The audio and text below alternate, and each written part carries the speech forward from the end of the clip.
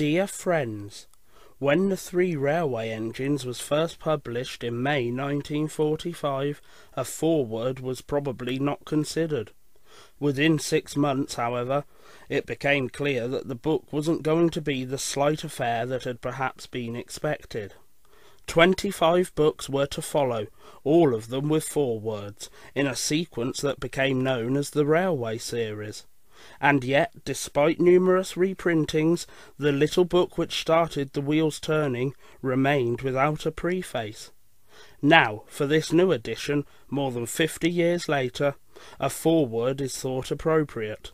I feel very privileged not only to have been asked to write it, but to have the chance to dedicate the book's stories to the memory of my father, their creator, Christopher Awdry, the author's son. Edward's Day Out. Once upon a time there was a little engine called Edward. He lived in a shed with 5 other engines. They were all bigger than Edward and boasted about it. "The driver won't choose you again," they said. "He wants big, strong engines like us." Edward had not been out for a long time. He began to feel sad. Just then the driver and fireman came along to start work. The driver looked at Edward. "Why are you sad?" he asked. "Would you like to come out today?" "Yes, please," said Edward. So the fireman lit the fire and made a nice lot of steam. Then the driver pulled the lever and Edward puffed away. "Peep, peep," he whistled. "Look at me now." The others were very cross at being left behind. Away went Edward to get some coachers. "Be careful, Edward," said the coachers. "Don't bump and bang us like the other engines do." So Edward came up to the coachers very, very gently, and the shunter fastened the coupling. "Thank you, Edward," said the coachers.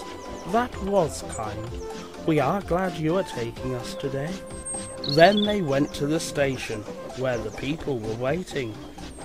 "Peep, peep," whistled Edward. "Get in quickly, please."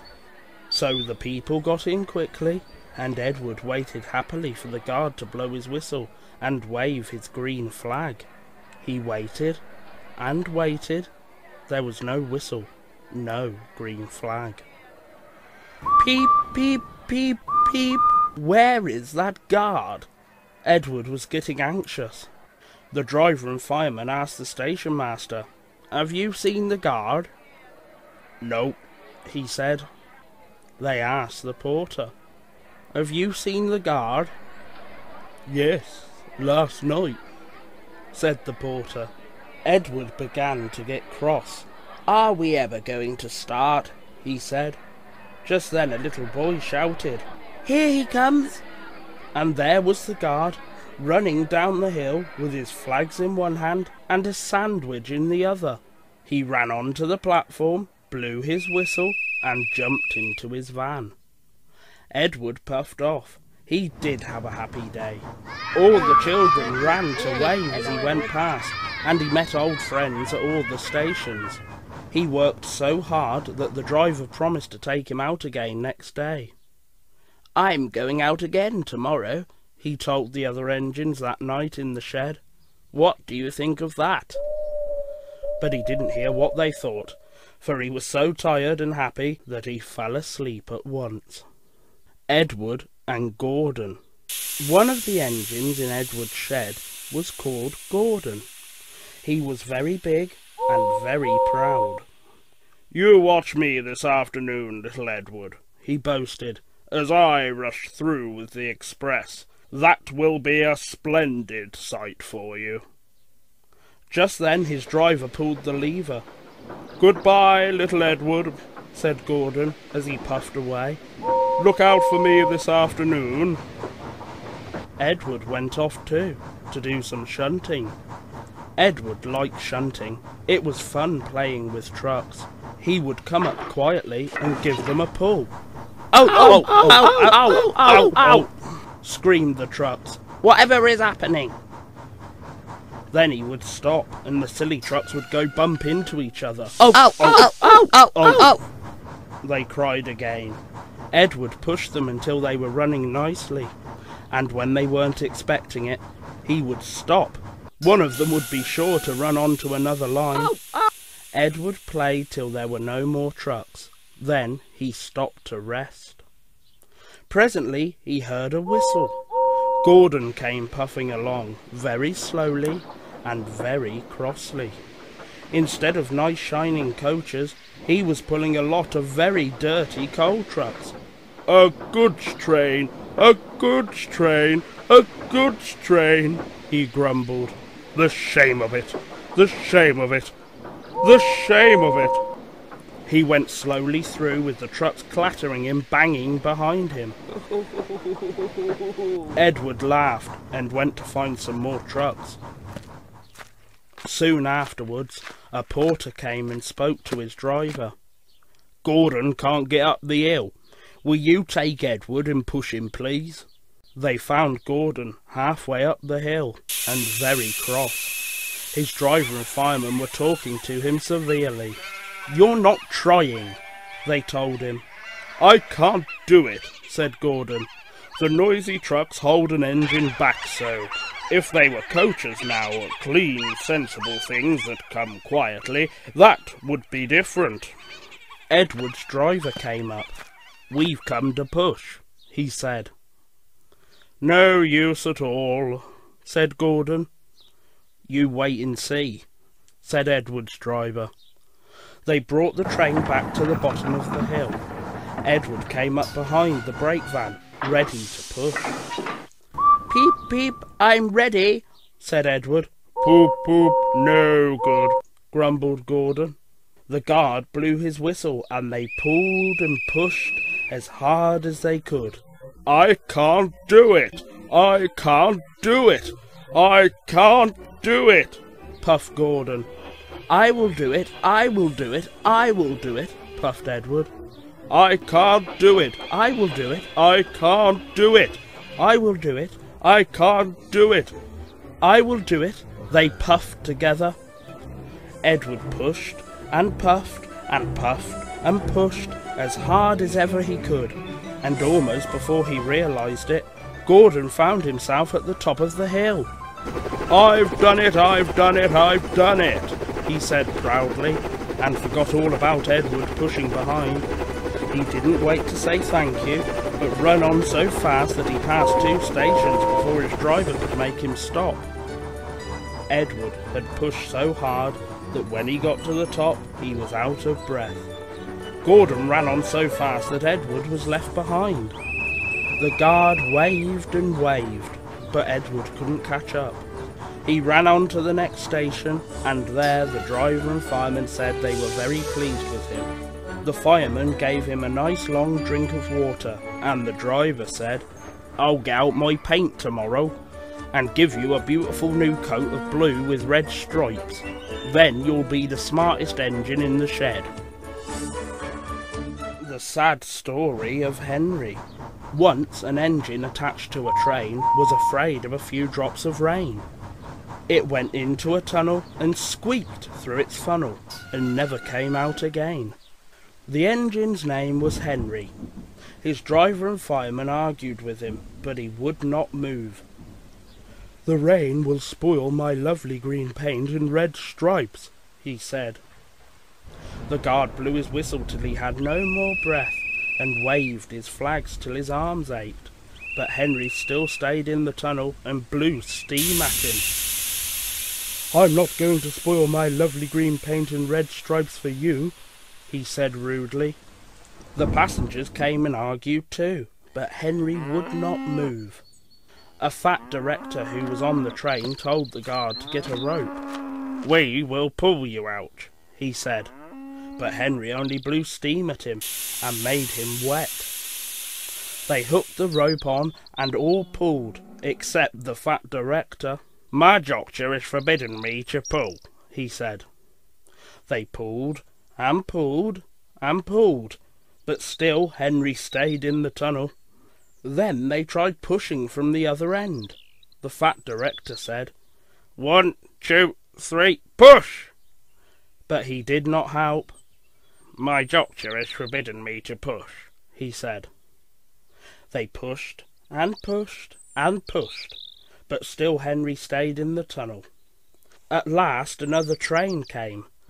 The guard waved his red flag and stopped it. The 2 engine drivers, the 2 firemen, and the 2 guards went and argued with Henry. "Look, it has stopped raining," they said. "Yes, but it will begin again soon," said Henry. "And what would become of my green paint with red stripes then?" So they brought the other engine up, and it pushed and puffed and puffed and pushed as hard as ever it could, but still Henry stayed in the tunnel. So they gave it up. They told Henry, "We shall leave you there for always and always and always." They took up the old rails, built a wall in front of him, and cut a new tunnel. Now Henry can't get out, and he watches the trains rushing through the new tunnel. He is very sad, because no one will ever see his lovely green paint with red stripes again. But I think he deserved it, don't you? Edward, Gordon, and Henry. Edward and Gordon often went through the tunnel where Henry was shut up. Edward would say, "Peep, peep, hello," and Gordon would say, "Poop, poop, poop, serves you right." Poor Henry had no steam to answer. His fire had gone out. Soot and dirt from the tunnel roof had spoilt his lovely green paint in red stripes. He was cold and unhappy, and wanted to come out and pull trains too. Gordon always pulled the express. He was proud of being the only engine strong enough to do it. There were many heavy coaches, full of important people like the fat director who had punished Henry. Gordon was seeing how fast he could go. "Hurry, hurry, hurry," he panted. "Trickety-trot, trickety-trot, trickety-trot," said the coaches.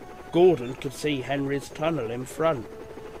In a minute, he thought, I'll poop, poop, poop at Henry, and rush through and out into the open again. Closer and closer he came. He was almost there when, crack! Wheesh! He was in a cloud of steam, and going slower and slower. His driver stopped the train. "What has happened to me?" asked Gordon. "I feel so weak." "You've burst your safety valve," said the driver. "You can't pull the train any more." "Oh dear," said Gordon. "We were going so nicely too. Look at Henry laughing at me." Gordon made a face at Henry and blew smoke at him. Everybody got out and came to see Gordon. "Humph," said the fat director. "I never like these big engines. Always going wrong. Send for another engine at once." While the guard went to find one, they uncoupled Gordon and ran him onto a siding out of the way. The only engine left in the shed was Edward. "I'll come and try," he said. Gordon saw him coming. "That's no use," he said. "Edward can't pull the train." Edward puffed and pulled and pulled and puffed, but he couldn't move the heavy coaches. "I told you so," said Gordon rudely. "Why not let Henry try?" "Yes," said the fat director. "I will." "Will you outpull this train, Henry?" he asked. "Yes," said Henry at once. So Gordon's driver and fireman lit his fire.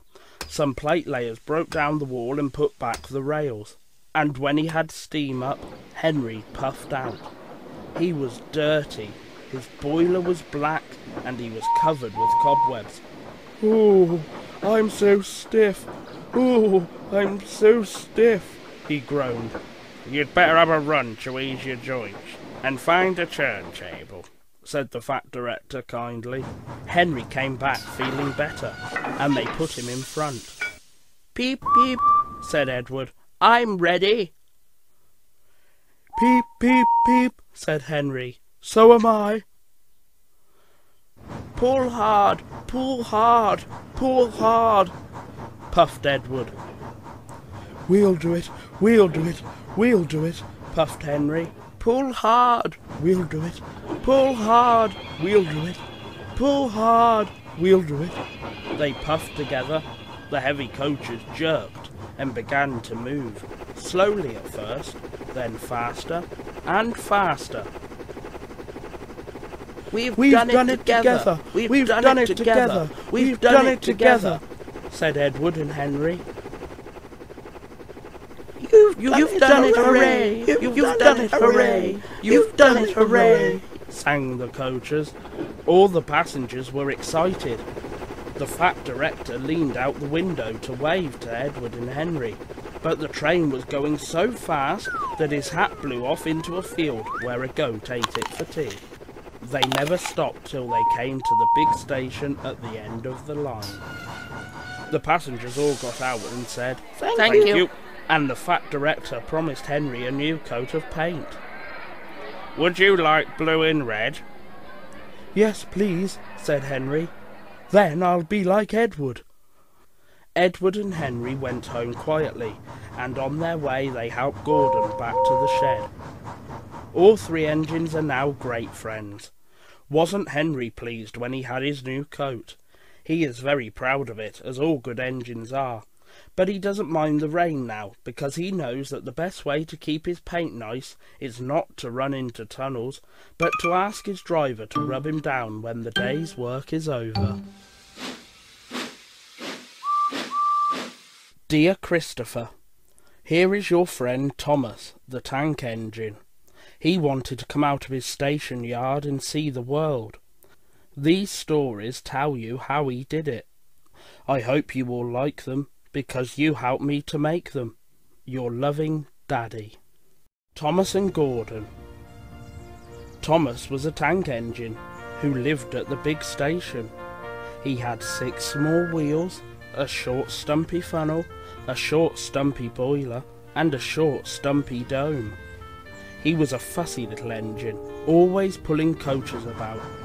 He pulled them to the station, ready for the big engines to take out on long journeys. And when trains came in and the people had got out, he would pull the empty coaches away, so that the big engines could go and rest. He was a cheeky little engine too. He thought no engine worked as hard as he did, so he used to play tricks on them.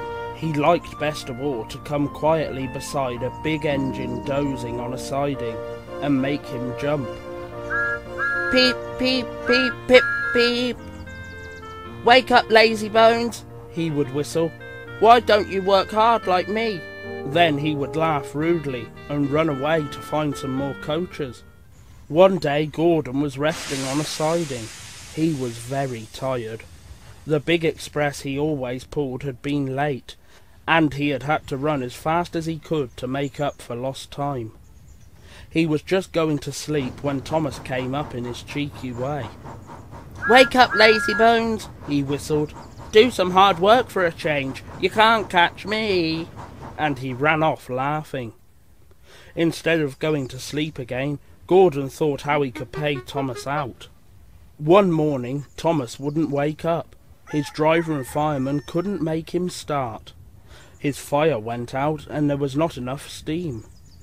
It was nearly time for the express. The people were waiting, but the coaches weren't ready. At last Thomas started. Oh dear, he yawned. Come on, said the coaches. Hurry up. Thomas gave them a rude bump and started for the station. Don't stop dawdling, don't stop dawdling, he grumbled. Where have you been? Where have you been? Asked the coaches crossly. Thomas fussed into the station, where Gordon was waiting. Poop, poop, poop, hurry up, you, said Gordon crossly. Beep, beep, beep, hurry yourself, said cheeky Thomas. Yes, said Gordon, I will. And almost before the coaches had stopped moving, Gordon came out of his siding and was coupled to the train. Poop, poop, he whistled. Get in quickly, please.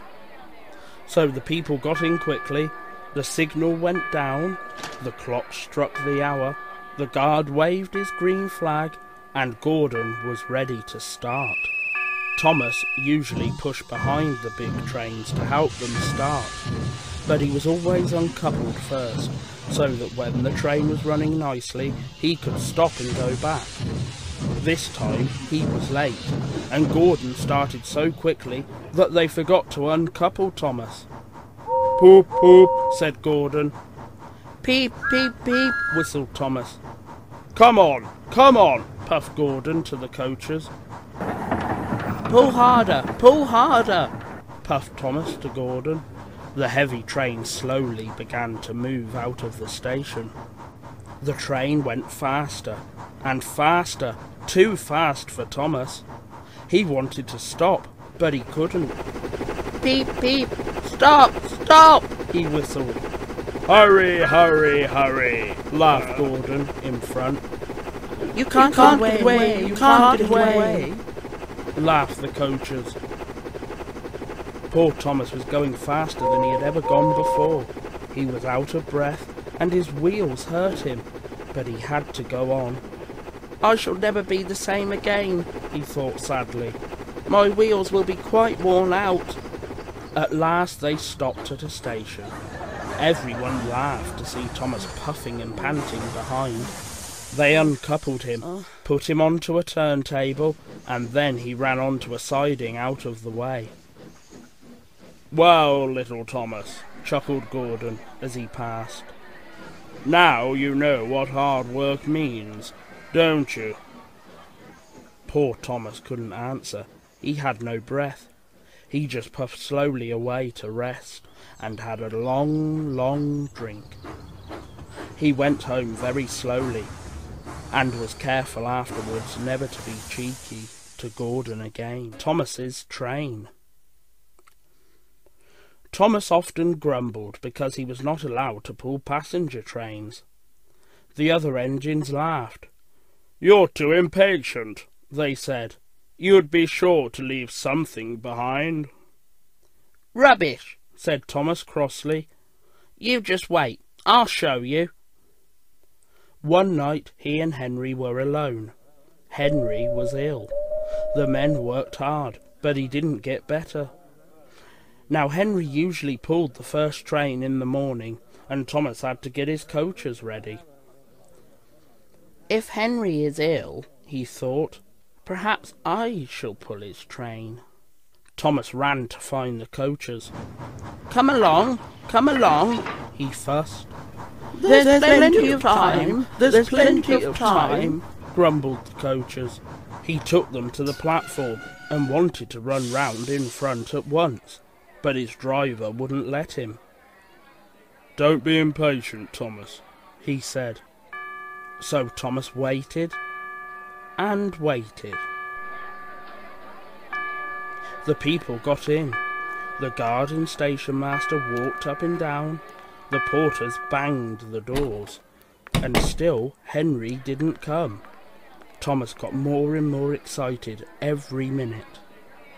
The fat director came out of his office to see what was the matter, and the guard and the station master told him about Henry. "Find another engine," he ordered. "There's only Thomas," they said. "You'll have to do it then, Thomas. Be quick now." So Thomas ran round to the front and back down on the coaches, ready to start. "Don't be impatient," said his driver. "Wait till everything is ready." But Thomas was too excited to listen to a word he said. What happened then, no one knows. Perhaps they forgot to couple Thomas to the train. Perhaps Thomas was too impatient to wait till they were ready. Or perhaps his driver pulled the lever by mistake. Anyhow, Thomas started. People shouted and waved at him, but he didn't stop.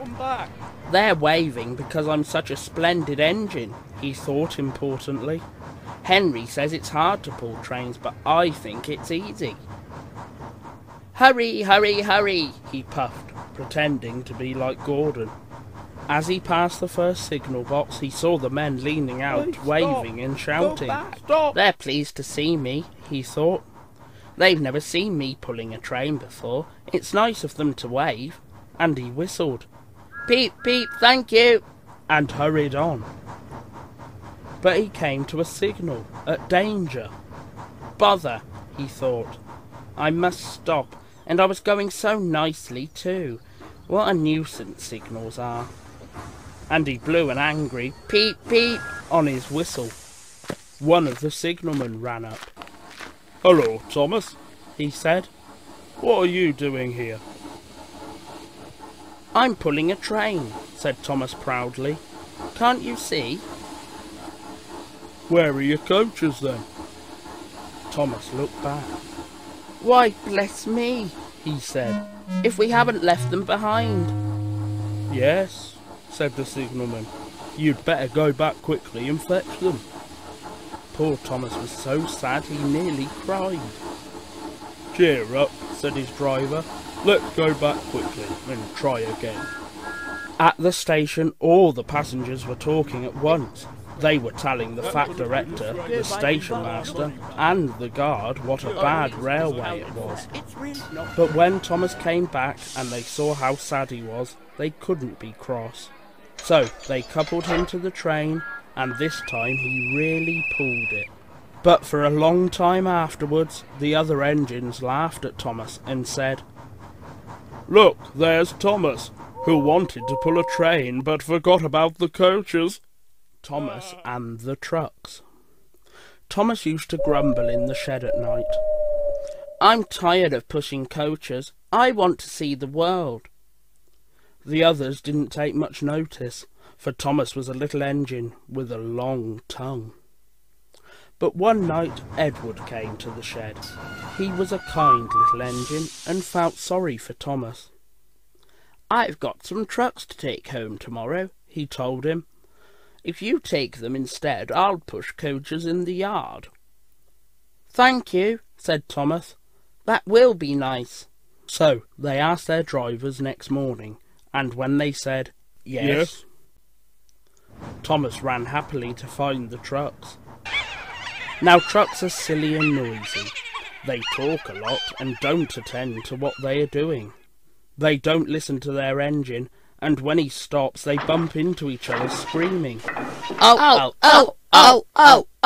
Whatever is happening? And, I'm sorry to say, they play tricks on an engine who is not used to them. Edward knew all about trucks. He warned Thomas to be careful, but Thomas was too excited to listen.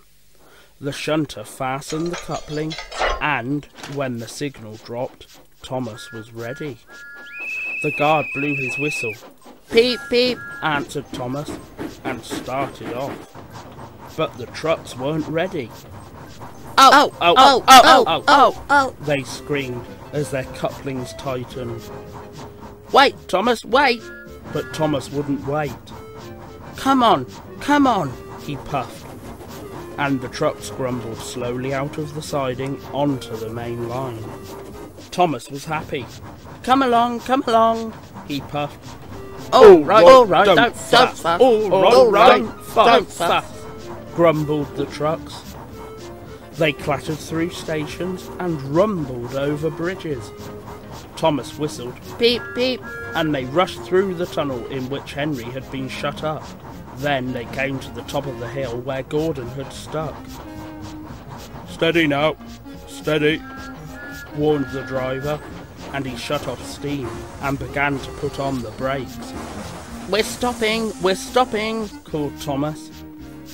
No, answered the trucks, and bumped into each other. Go on! And before his driver could stop them, they had pushed Thomas down the hill and were rattling and laughing behind him. Poor Thomas tried hard to stop them from making him go too fast. Stop pushing, he hissed, but the trucks would not stop. Go on! They giggled in their silly way.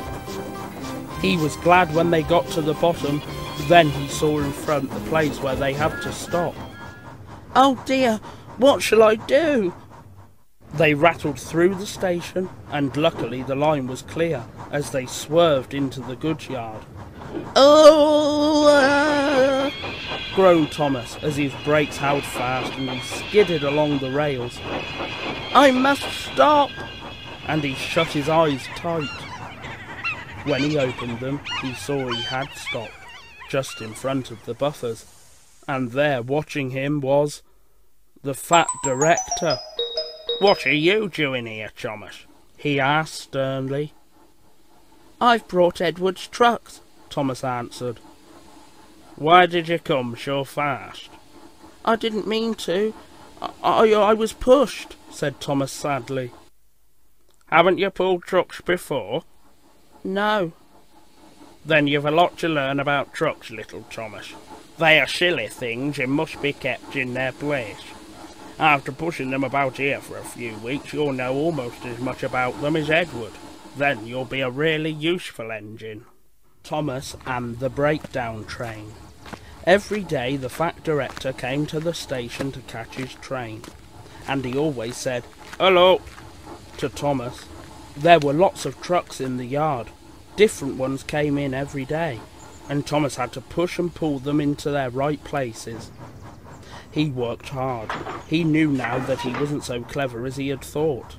Besides, the fat director had been kind to him, and he wanted to learn all about trucks so as to be a really useful engine.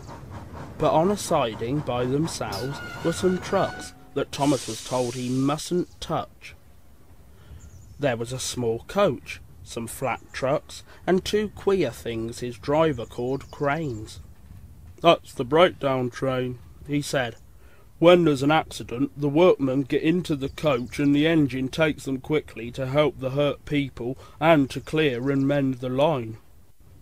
The cranes are for lifting heavy things like engines and coaches and trucks." One day Thomas was in the yard when he heard an engine whistling, "Help! Help!" and a goods train came rushing through much too fast. The engine, a new one called James, was frightened. His brake blocks were on fire, and smoke and sparks streamed out on each side. "They're pushing me! They're pushing me!" he panted. On, laughed the trucks, and still whistling, "Help! Help!" poor James disappeared under a bridge. "I'd like to teach those trucks a lesson," said Thomas the tank engine. Presently a bell rang in the signal box, and a man came running. "James is off the line! The breakdown train! Quickly!"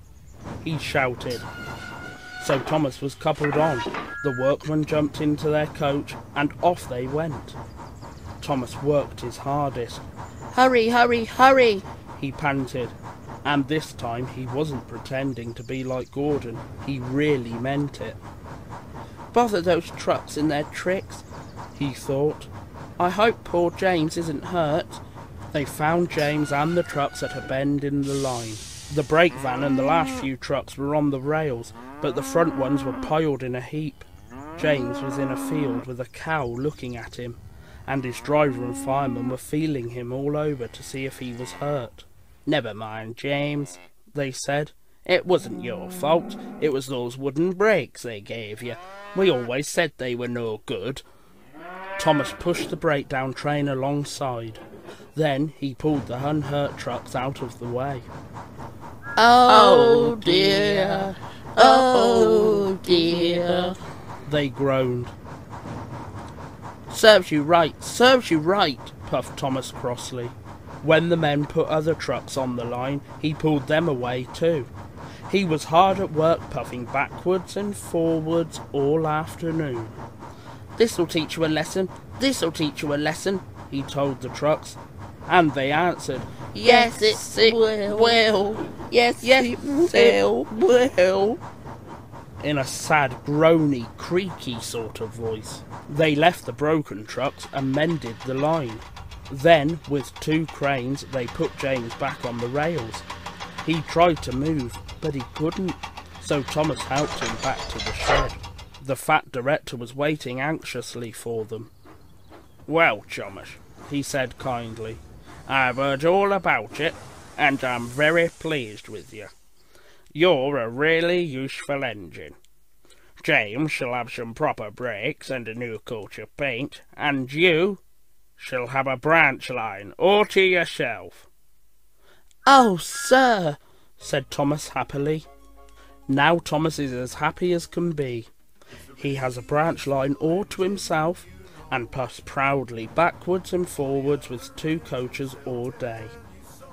He is never lonely, because there is always some engine to talk to at the junction. Edward and Henry stop quite often and tell him the news. Gordon is always in a hurry and does not stop, but he never forgets to say "poop poop" to little Thomas, and Thomas always whistles "peep peep" in return. He's the number one, Thomas the Tank Engine.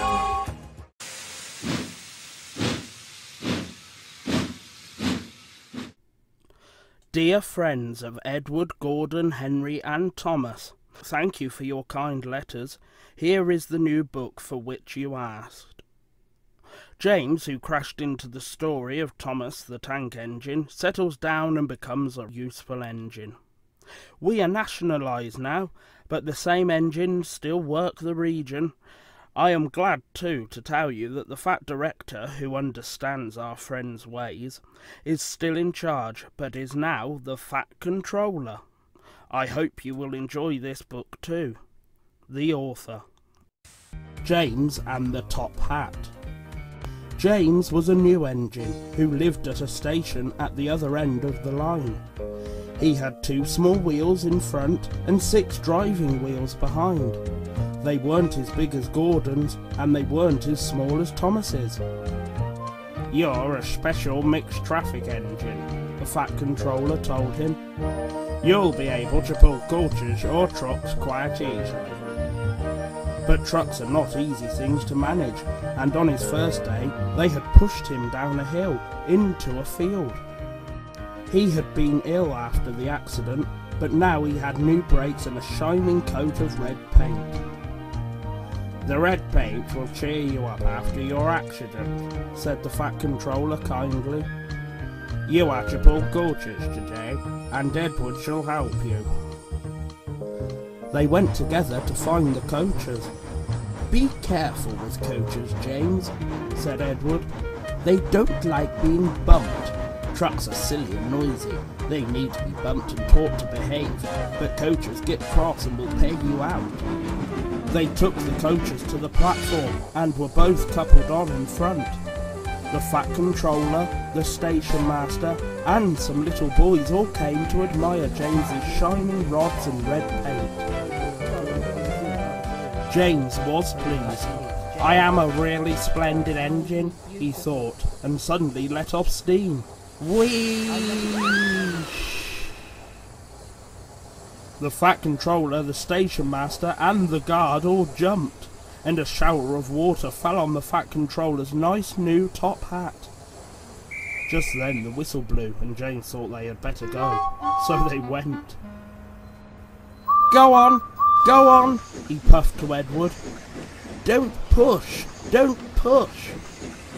puffed Edward, for he did not like starting quickly.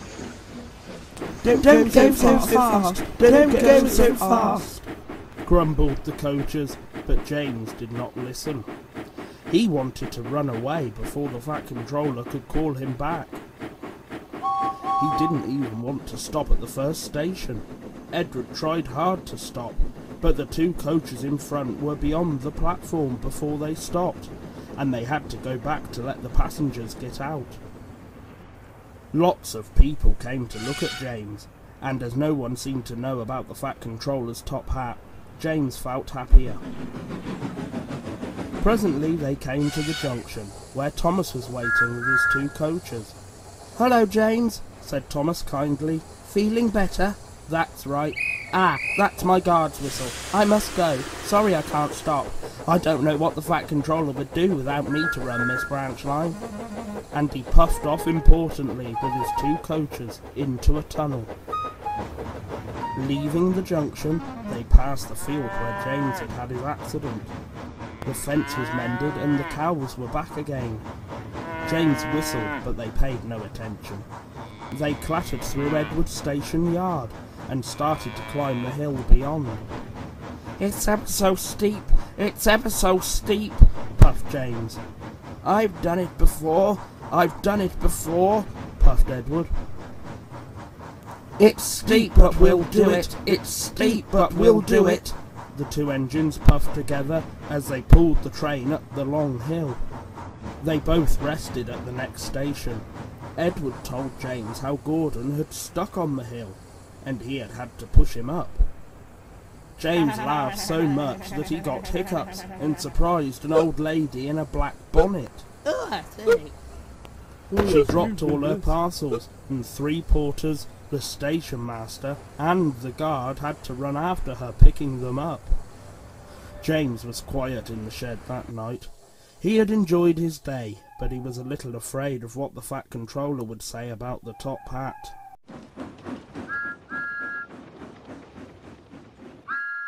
James and the bootlace. Next morning the Fat Controller spoke severely to James. "If you can't behave, I shall take away your red coat and have you painted blue."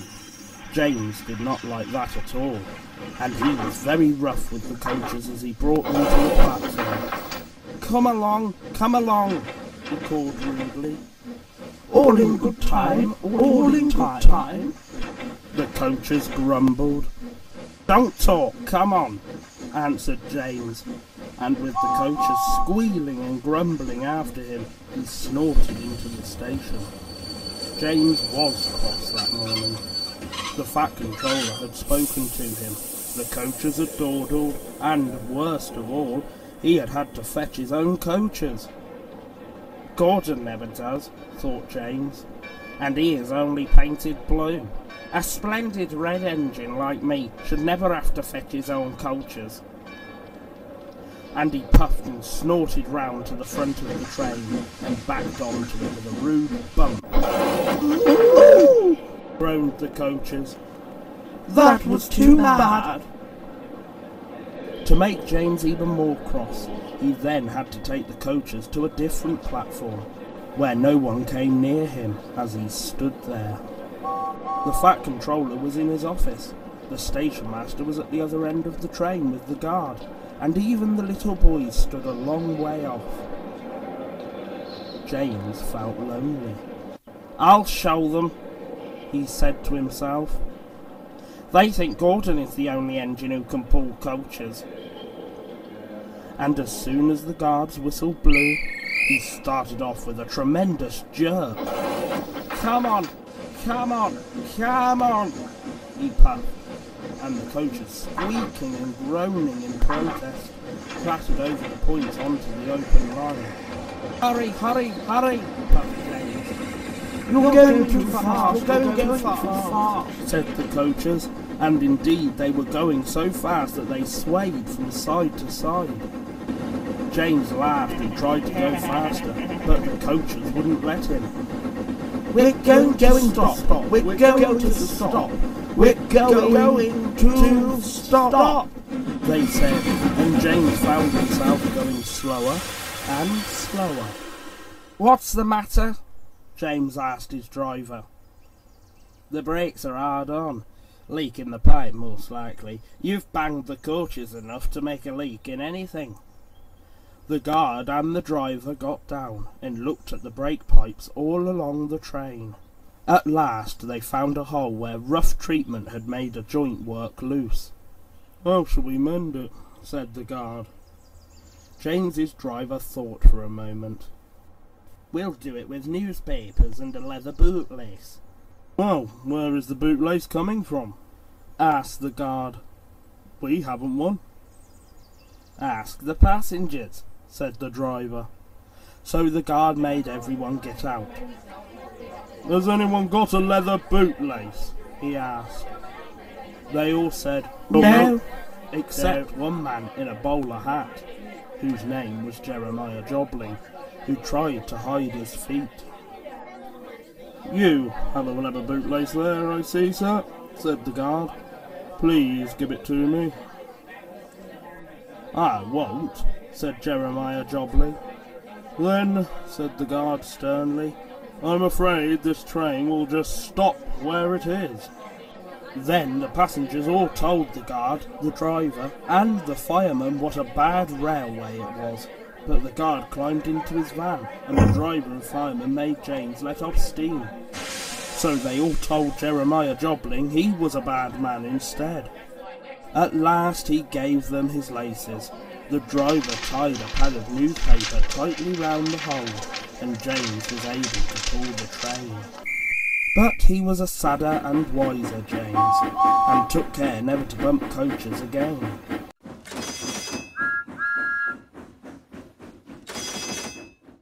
Troublesome trucks. James did not see the Fat Controller for several days.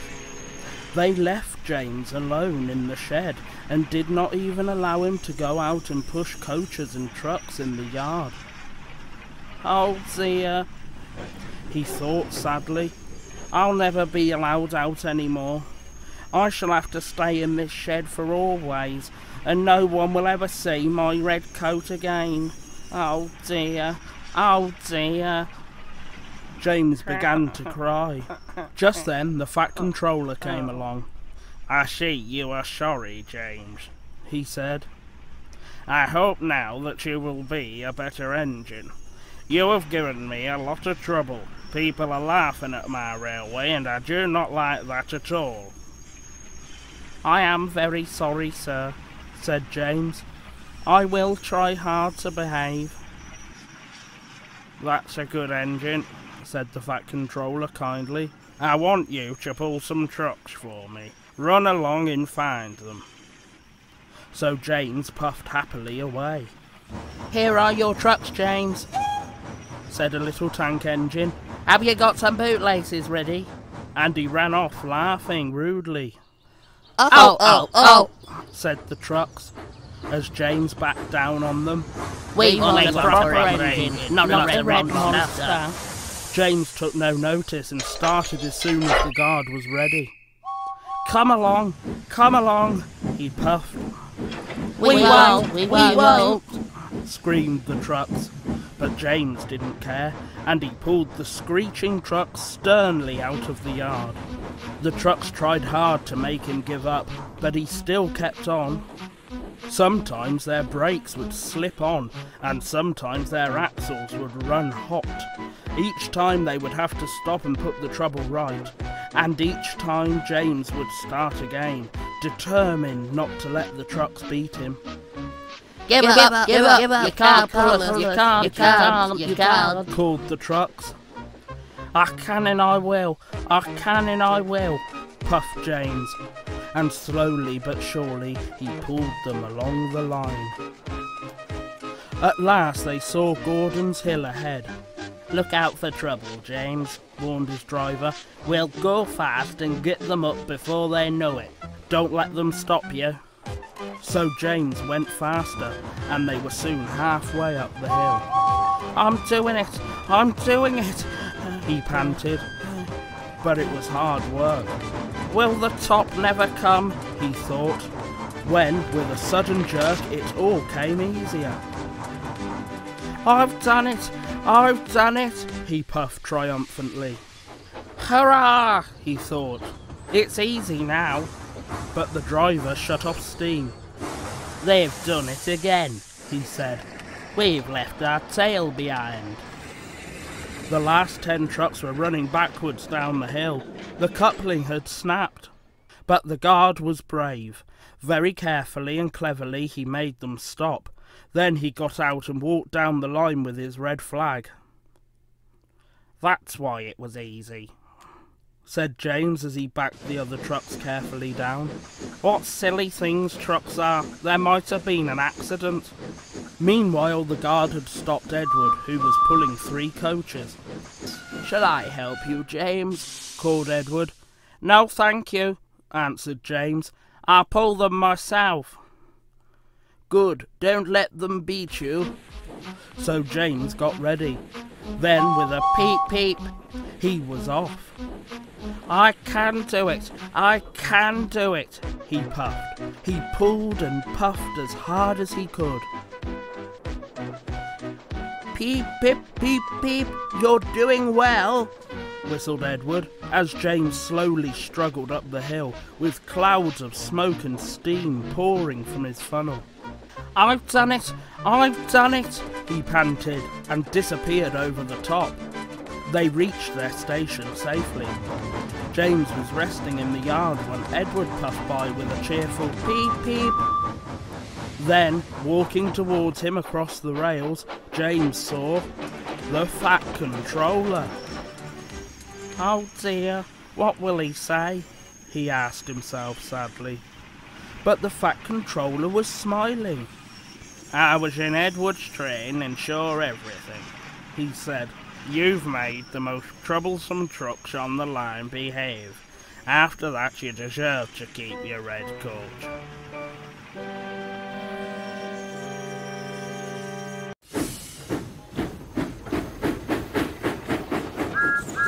James and the Express.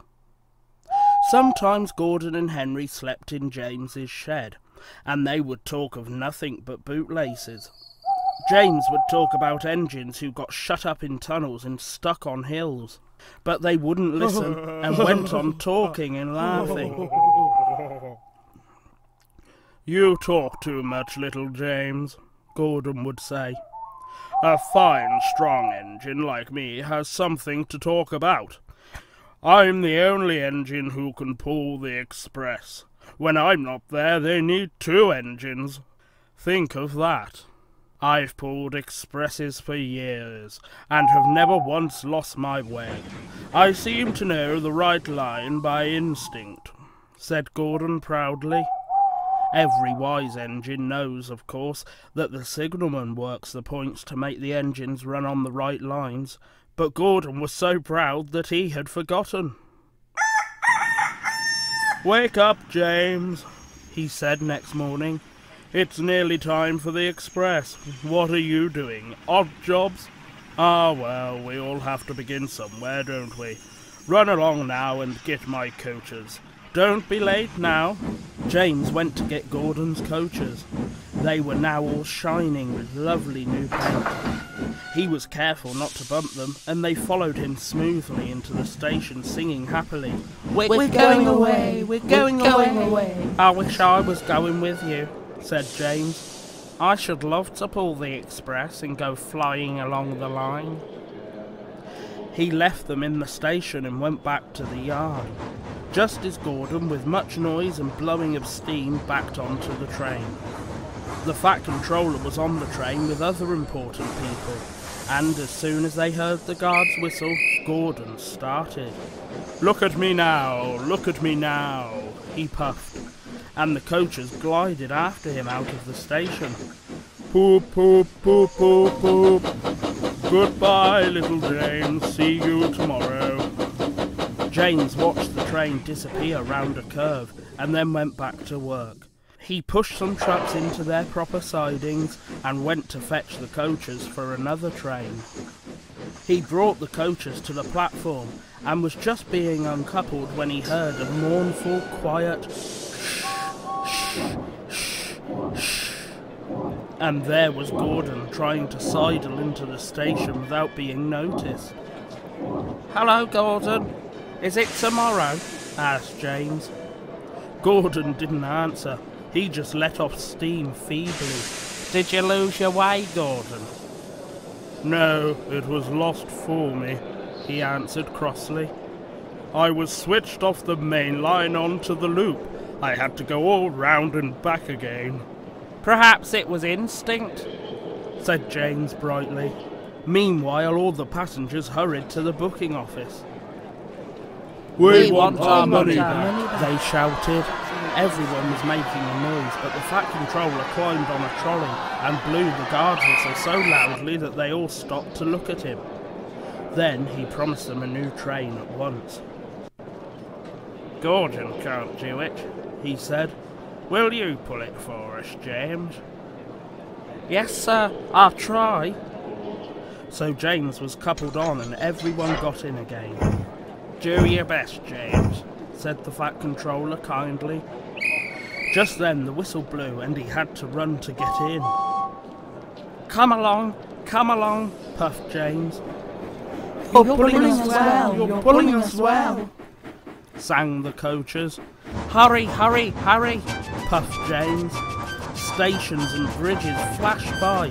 The passengers leaned out of the windows and cheered, and they soon reached the terminus.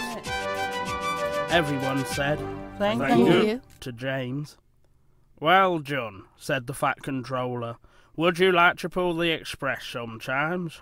Yes, please, answered James happily. Next day, when James came by, Gordon was pushing trucks in the yard. I like some quiet work for a change, he said. I'm teaching these trucks manners.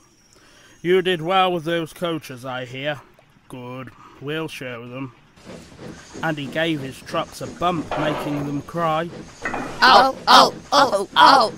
James and Gordon are now good friends. James sometimes takes the express to give Gordon a rest. Gordon never talks about bootlaces, and they are both quite agreed on the subject of trucks. That's James.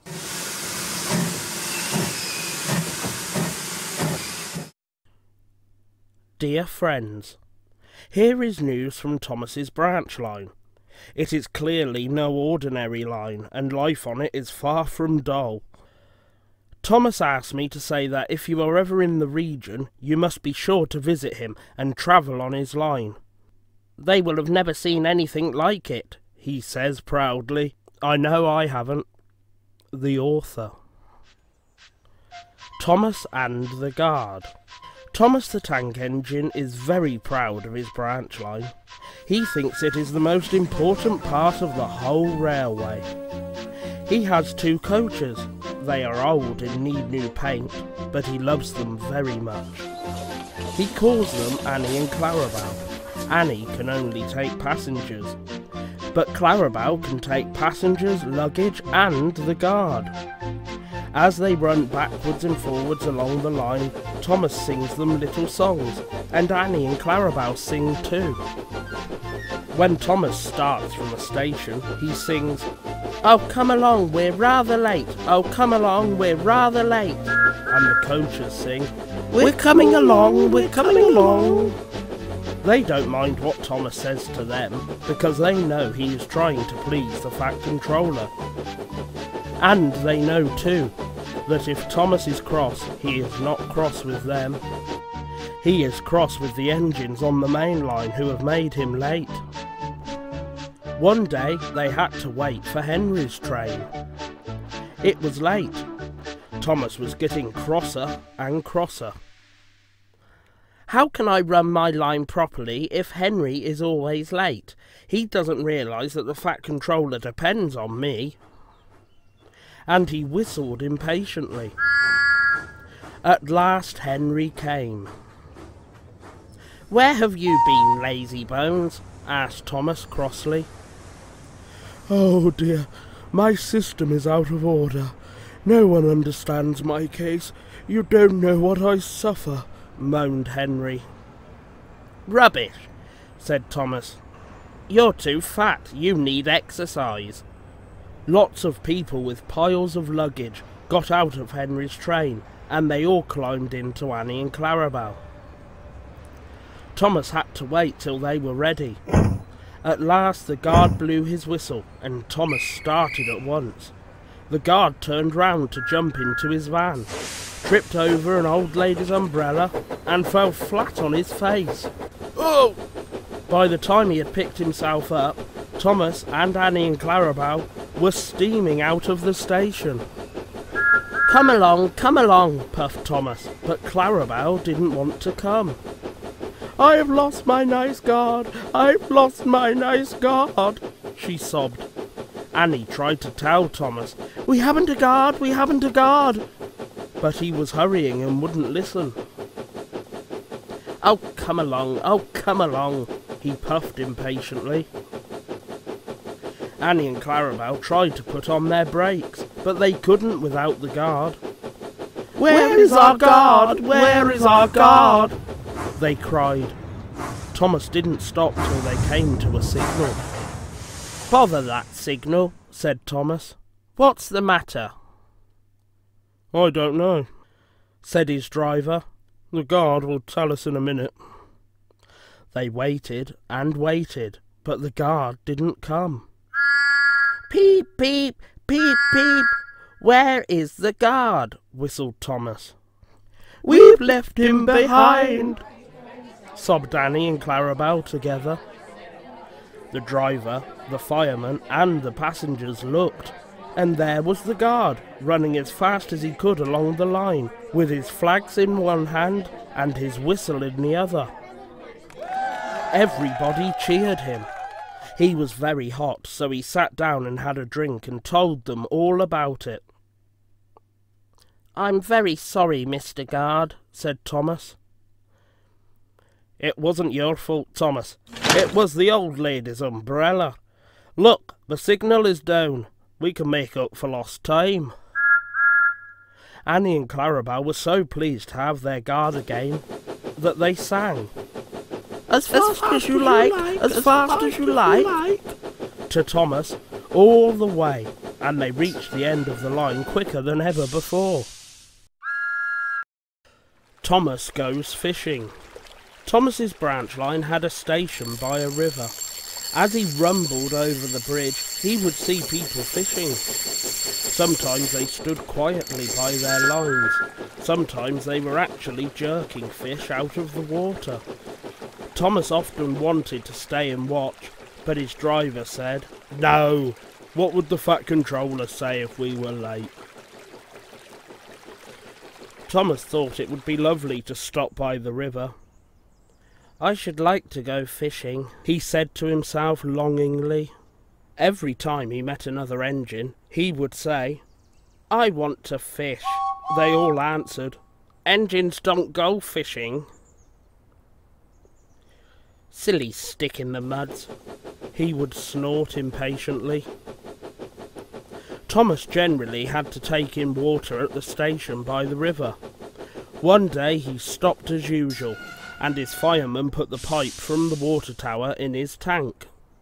Then he turned the tap, but it was out of order, and no water came. Bother, said Thomas. I am thirsty. Never mind, said his driver. We'll get some water from the river. They found a bucket and some rope and went to the bridge. Then the driver let the bucket down to the water. The bucket was old and had 5 holes, so they had to fill it, pull it up and empty it into Thomas's tank as quickly as they could. There's a hole in my bucket, dear Liza, sang the fireman. Never mind about Liza, said the driver. You empty that bucket before you spill the water over me. They finished at last. That's good, puffed Thomas as he started, and Annie and Clarabelle ran happily behind. They puffed along the valley and were in the tunnel when Thomas began to feel a pain in his boiler, while steam hissed from his safety valve in an alarming way. There's too much steam, said his driver, and his fireman opened the tap in the feed pipe to let more water into the boiler, but none came. Oh dear, groaned Thomas. I'm going to burst. I'm going to burst. They damped down his fire and struggled on. I've got such a pain. I've got such a pain, Thomas hissed. Just outside the last station they stopped, uncoupled Annie and Clarabelle, and ran Thomas, who was still hissing fit to burst, on a siding right out of the way. Then, while the guard telephoned for an engine inspector and the fireman was putting out the fire, the driver wrote notices in large letters which he hung on Thomas in front and behind. Danger, keep away. Soon the inspector and the Fat Controller arrived.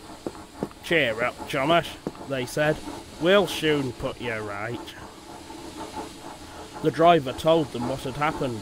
So the feed pipe is blocked, said the inspector. I'll just look in the tanks. He climbed up and peered in. Then he came down. Excuse me, sir, he said to the Fat Controller. Please look in the tank and tell me what you see. Certainly, Inspector.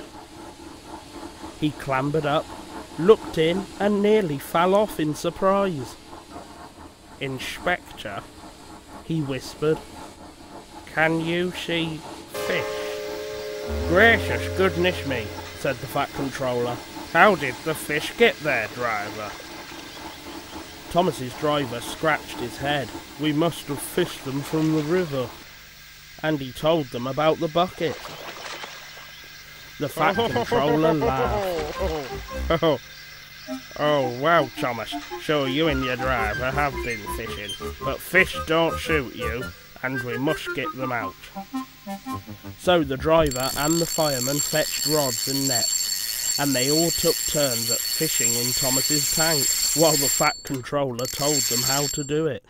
When they had caught all the fish, the station master gave them some potatoes. The driver borrowed a frying pan, while the fireman made a fire beside the line and did the cooking. Then they all had a lovely picnic supper of fish and chips. That was good, said the Fat Controller as he finished his share. But fish don't shoot you, Thomas, so you mustn't do it again. No, sir, I won't, said Thomas sadly. Engines don't go fishing. It's too uncomfortable.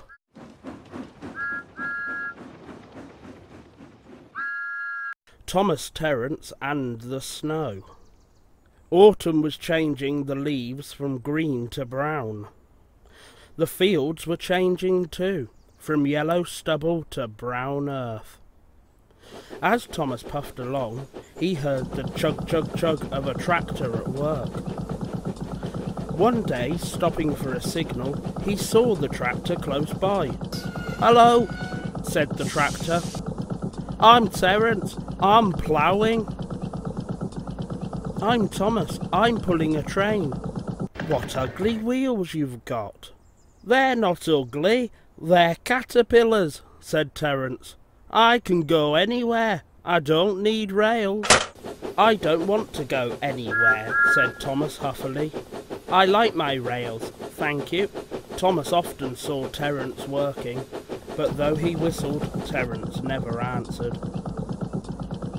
Winter came, and with it dark heavy clouds full of snow. "I don't like it," said Thomas's driver. "A heavy fall is coming. I hope it doesn't stop us." "Pooh," said Thomas, seeing the snow melt on the rails. "Soft stuff, nothing to it." And he puffed on, feeling cold but confident. They finished their journey safely, but the country was covered, and the rails were two dark lines standing out in the white snow. "You'll need your snowplough for the next journey, Thomas," said his driver. "Snow is silly soft stuff, it won't stop me." "Listen to me," his driver replied. "We are going to fix your snowplough on, and I want no nonsense, please." The snowplough was heavy and uncomfortable, and made Thomas cross. He shook it and he banged it, and when they got back it was so damaged that the driver had to take it off. "You're a very naughty engine," said his driver as he shut the shed door that night. Next morning both driver and fireman came early and worked hard to mend the snowplough, but they couldn't make it fit properly. It was time for the first train. Thomas was pleased. "I shan't have to wear it, I shan't have to wear it," he puffed to Annie and Clarabelle. I hope it's all right. I hope it's all right, they whispered anxiously to each other. The driver was anxious too. "It's not too bad here," he said to the fireman, "but it's sure to be deep in the valley." It was snowing again when Thomas started, but the rails were not covered. Silly soft stuff, he puffed. "I didn't need that stupid old thing yesterday, and I shan't today. Snow can't stop me." and he rushed into the tunnel, thinking how clever he was. At the other end, he saw a heap of snow fallen from the sides of the cutting. "Silly old snow," said Thomas, and charged it. "Cinders and ashes," said Thomas. "I'm stuck," and he was. "Back, Thomas, back," said his driver. Thomas tried, but his wheels spun and he couldn't move. More snow fell and piled up round him. The guard went back for help, while the driver, firemen and passengers tried to dig the snow away. But as fast as they dug, more snow slipped down until Thomas was nearly buried.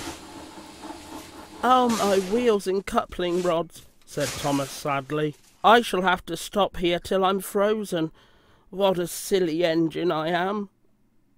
And Thomas began to cry. At last, a tooting in the distance told them a bus had come for the passengers. Then Terence chugged through the tunnel. He pulled the empty coaches away and came back for Thomas. Thomas's wheels were clear, but still spun helplessly when he tried to move. Terence tugged and slipped and tugged, and at last dragged Thomas into the tunnel. "Thank you, Terence. Your caterpillars are splendid," said Thomas gratefully. "I hope you'll be sensible now, Thomas," said his driver severely. "I'll try," said Thomas, as he puffed home. Thomas and Bertie. One day Thomas was waiting at the junction when a bus came into the yard. "Hello," said Thomas. "Who are you?" "I'm Bertie. Who are you?" "I'm Thomas. I run this line." "So you're Thomas. Ah, I remember now. You stuck in the snow. I took your passengers and Terence pulled you out. I've come to help you with your passengers today." "Help me?" said Thomas crossly, going bluer than ever and letting off steam. "I can go faster than you." "You can't." "I can. I'll race you." Their drivers agreed. The station master said, "Are you ready? Go!" And they were off. Thomas never could go fast at first, and Bertie drew in front. Thomas was running well, but he did not hurry. Why don't you go fast? Why don't you go fast? Called Annie and Clarabelle anxiously. Wait and see, hissed Thomas. He's a long way ahead, a long way ahead. They wailed, but Thomas didn't mind. He remembered the level crossing. There was Bertie fuming at the gates while they sailed gaily through. "Goodbye, Bertie," called Thomas. The road left the railway and went through a village, so they couldn't see Bertie. They stopped at the station. "Peep, pip, peep, quickly please," called Thomas. Everybody got out quickly. The guard whistled and off they went. Come along, sang Thomas. We're coming along, sang Annie and Clarabelle. Hurry, panted Thomas, looking straight ahead. Then he whistled shrilly in horror, for Bertie was crossing the bridge over the railway, tooting triumphantly on his horn. Oh dearie me, groaned Thomas. He's a long way in front, a long way in front, wailed Annie and Clarabelle. "Steady, Thomas," said his driver. "We'll beat Bertie yet." We'll beat Bertie yet, we'll beat Bertie yet, echoed Annie and Clarabelle. We'll do it, panted Thomas bravely. Oh, bother, there's a station. As he stopped, he heard a toot. Goodbye, Thomas, you must be tired. Sorry I can't stop. We buses have to work, you know. Goodbye. The next station was by the river. They got there quickly, but the signal was up. Oh dear, thought Thomas, we've lost. But he felt better after a drink. Then James rattled through with a good strain, and the signal dropped, showing the line was clear. Hurrah, we're off! Hurrah, we're off! Puffed Thomas gaily. As they rumbled over the bridge, they heard an impatient toot toot, and there was Bertie, waiting at the red light, while cars and lorries crossed the narrow bridge in the opposite direction. Road and railway ran up the valley side by side, a stream tumbling between. Thomas had not crossed the bridge when Bertie started with a roar and soon shot ahead. Excited passengers in train and bus cheered and shouted across the valley. Now Thomas reached his full speed, and foot by foot, yard by yard, he gained, till they were running level. Bertie tried hard, but Thomas was too fast. Slowly but surely he drew ahead, till, whistling triumphantly, he plunged into the tunnel, leaving Bertie toiling far behind. "I've done it! I've done it!" panted Thomas in the tunnel. "We've done it, hooray! We've done it, hooray!" chanted Annie and Clarabelle. And whistling proudly, they whooshed out of the tunnel into the last station. The passengers gave Thomas 3 cheers, and told the station master and the porters all about the race. When Bertie came in, they gave him 3 cheers too. "Well done, Thomas," said Bertie. "That was fun, but to beat you over that hill, I should have to grow wings and be an aeroplane." Thomas and Bertie now keep each other very busy.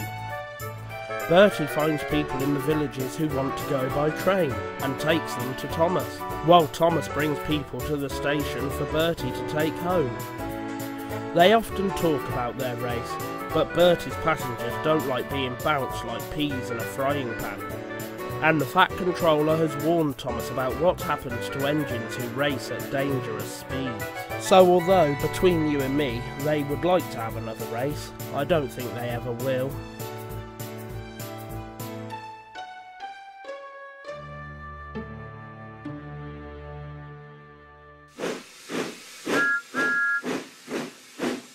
Dear friends, news from the line has not been good. The Fat Controller's been having trouble. A short while ago he gave Henry a coat of green paint, but as soon as he got his old colour back again, Henry became conceited. Gordon and James too have been getting above themselves. I am glad to say, however, that the Fat Controller has, quite kindly but very firmly, put them in their place, and the trains are running as usual. I hope you will like meeting Percy. We shall be hearing more of him later. The author. Henry and the Elephant. Henry and Gordon were lonely when Thomas left the yard to run his branch line. They missed him very much. They had more work to do. They couldn't wait in the shed till it was time and find their coaches at the platform. They had to fetch them. They didn't like that. Edward sometimes did odd jobs, and so did James, but James soon started grumbling too. The Fat Controller kindly gave Henry and Gordon new coats of paint. Henry chose green. But they still grumbled dreadfully. "We get no rest! We get no rest!" they complained as they clanked about the yard. But the coachers only laughed. "You're lazy and slack, lazy and slack," they answered in their quiet, rude way. But when a circus came to town, the engines forgot they were tired. They all wanted to shunt the special trucks and coaches. They were dreadfully jealous of James when the Fat Controller told him to pull the train when the circus went away.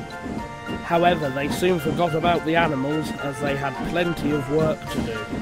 One morning Henry was told to take some workmen to a tunnel which was blocked. He grumbled away to find 2 trucks to carry the workmen and their tools. "Pushing trucks, he muttered in a sulky sort of way. They stopped outside the tunnel and tried to look through it, but it was quite dark. No daylight shone from the other end. The workmen took their tools and went inside. Suddenly, with a shout, they all ran out looking frightened. "We went to the block and started to dig, but it grunted and moved," they said. "Rubbish," said the foreman.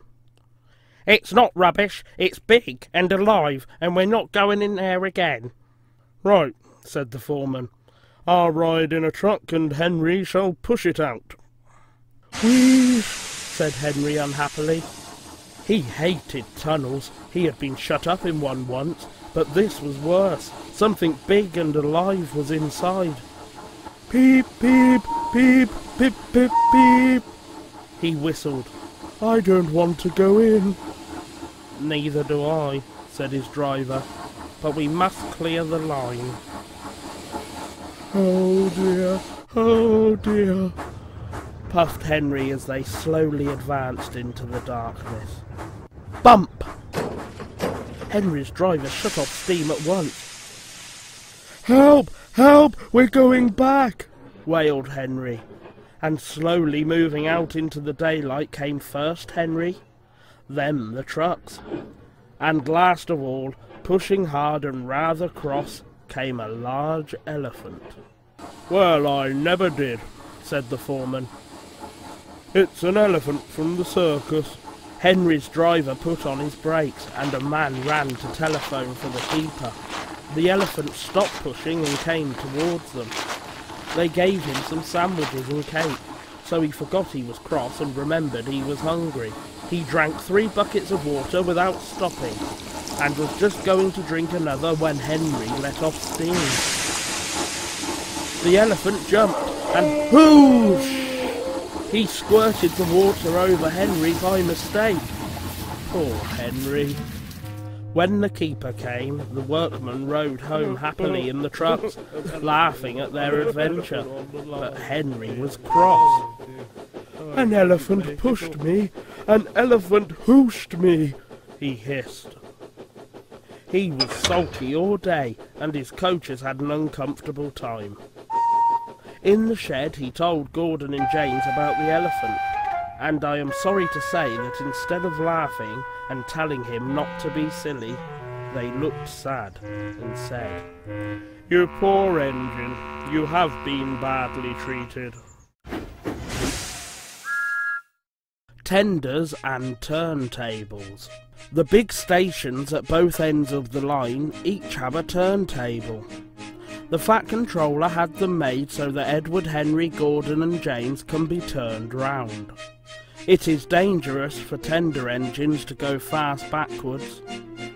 Tank engines like Thomas don't need turntables. They can go just as well backwards as forwards. But if you had heard Gordon talking a short while ago, you would have thought that the Fat Controller had given him a tender just to show how important he was. "You don't understand, little Thomas," said Gordon. "We tender engines have a position to keep up. You haven't a tender, and that makes a difference. It doesn't matter where you go, but we are important, and for the Fat Controller to make us shunt trucks, fetch coaches, and go on some of those dirty sidings, it's not the proper thing." And Gordon puffed away in a dignified manner. Thomas chuckled and went off with Annie and Clarabelle. Arrived at the terminus, Gordon waited till the passengers had got out. Then, groaning and grumbling, he shunted the coaches to another platform. "Disgraceful! Disgraceful!" he hissed as he ran backwards to the turntable. The turntable was in a windy place close to the sea. It was only just big enough for Gordon, and if he was not on it just right, he put it out of balance and made it difficult to turn. Today Gordon was in a bad temper, and the wind was blowing fiercely. His driver tried to make him stop in the right place. Backwards and forwards they went, but Gordon wasn't trying. At last Gordon's driver gave it up. The fireman tried to turn the handle, but Gordon's weight and the strong wind prevented him.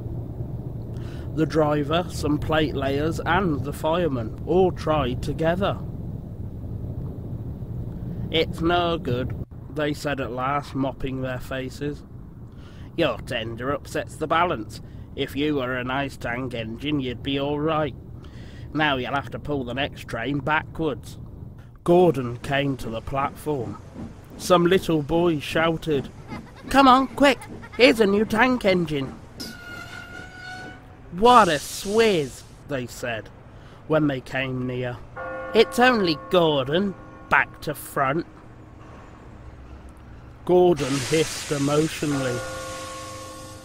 He puffed to the junction. "Hello," called Thomas. "Playing tank engines? Sensible engine. Take my advice, scrap your tender and have a nice bunker instead." Gordon snorted, but didn't answer. Even James laughed when he saw him. Take care, hissed Gordon. you might stick too. "No fear," chuckled James. "I'm not so fat as you." "I mustn't stick," thought James anxiously as he ran to the turntable later. He stopped on just the right place to balance the table. It could now swing easily. His fireman turned the handle. James turned, much too easily. The wind puffed him round like a top. He couldn't stop. At last the wind died down and James stopped turning, but not before Gordon, who had been turned on the loop line, had seen him. Well, well, he said, are you playing roundabouts? Poor James, feeling quite giddy, rolled off to the shed without a word. That night the three engines had an indignation meeting. It's shameful to treat tender engines like this. Henry gets hoosed by elephants. Gordon has to go backwards and people think he's a tank engine. James spins round like a top and everyone laughs at us. And to add to that, the fat controller makes a shunt in dirty sidings. Ugh, said all three engines together. Listen, said Gordon. He whispered something to the others. We'll do it tomorrow. The fat controller will look silly.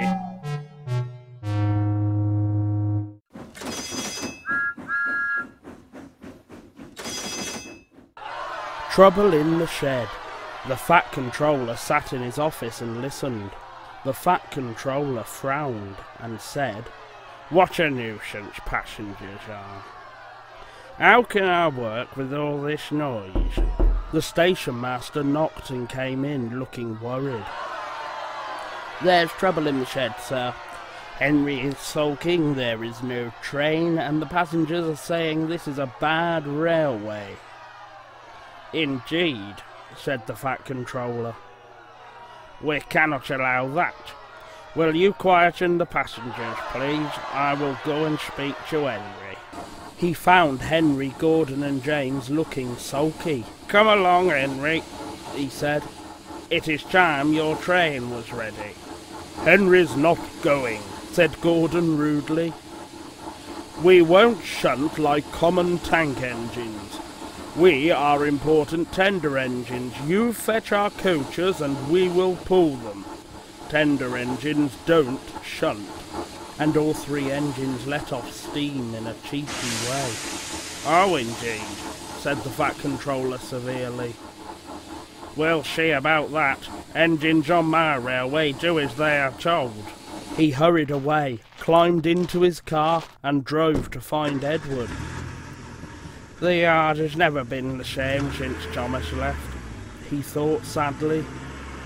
Edward was shunting.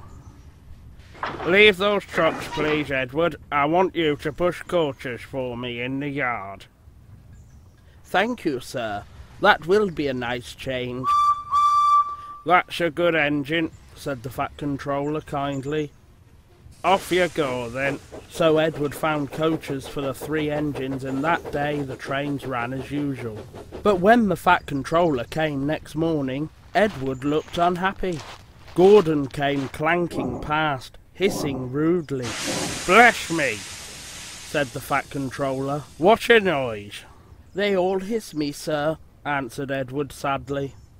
"They say tender engines don't shunt, and last night they said I had black wheels. I haven't, have I, sir?" "No, Edward. You have nice blue ones, and I'm proud of you." tender engines do shunt, but all the same you'd be happier in your own yard. We need a tank engineer. He went to an engine workshop and they showed him all sorts of tank engines. There were big ones and little ones. Some looked happy and some sad. And some looked at him anxiously, hoping he would choose them. At last he saw a smart little green engine with 4 wheels. That's the one, he thought. If I choose you, will you work hard? Oh, sir, yes, sir. That's a good engine. I'll call you Percy. Yes, sir, thank you, sir, said Percy happily. So he bought Percy and drove him back to the yard. Edward, he called. Here's Percy. Will you show him everything? Percy soon learned what he had to do, and they had a happy afternoon. Once Henry came by hissing as usual. Whee! Said Percy suddenly. Henry jumped and ran back to the shed. How beautifully you wheeshed him, laughed Edward. I can't wheesh like that. Oh, said Percy modestly. that's nothing. You should hear them in the workshop. You have to wheesh loudly to make yourself heard. Next morning Thomas arrived. The Fat Controller sent for me. I expect he wants help, he said importantly to Edward. Shh, shh, here he comes. Well done, Thomas. You've been quick. Listen, Henry, Gordon and James are sulking. They say they won't shunt like common tank engines, so I have shut them up, and I want you both to run the line. Common tank engines indeed, snorted Thomas. We'll show them. And Percy here will help too, said the Fat Controller. Oh, sir, yes, sir, please, sir, answered Percy excitedly. Edward and Thomas worked the line. Starting at opposite ends, they pulled the trains, whistling cheerfully to each other as they passed. Percy sometimes puffed along the branch line. Thomas was anxious, but both driver and guard promised to take care of Annie and Clarabel. There were fewer trains, but the passengers didn't mind. They knew the 3 other engines were having a lesson. Henry, Gordon and James stayed shut in the shed and were cold, lonely and miserable. They wished now they hadn't been so silly. Percy runs away. Henry, Gordon and James were shut up for several days. At last the Fat Controller opened the shed. I hope you are sorry, he said sternly, and understand that you are not so important after all. Thomas, Edward and Percy have worked the line very nicely. They need a change, and I will let you out if you promise to be good. Yes, sir, said the 3 engines. We will. That's right, but please remember that this no shunting nonsense must stop. He told Edward, Thomas and Percy that they could go and play on the branch line for a few days. They ran off happily and found Annie and Clarabel at the junction. The 2 coachers were so pleased to see Thomas again, and he took them for a run at once. Edward and Percy played with trucks. Stop! Stop! Stop! Screamed the trucks as they were pushed into their proper sidings.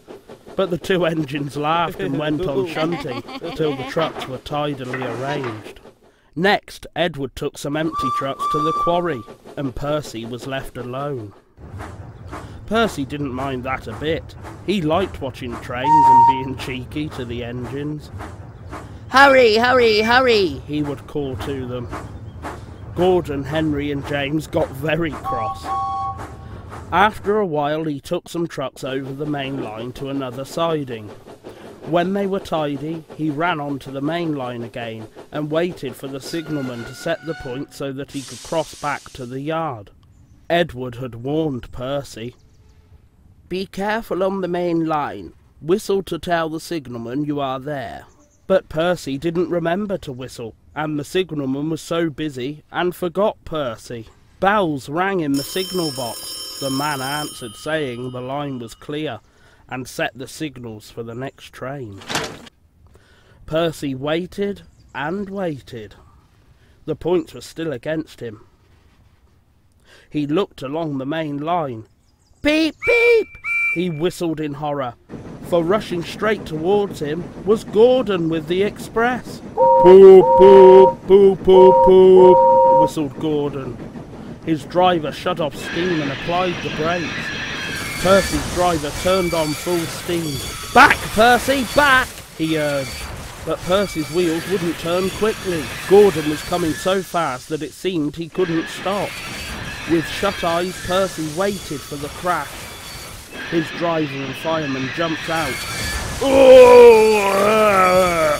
groaned Gordon. "Get out of my way!" Gordon had stopped with Percy's buffers a few inches from his own.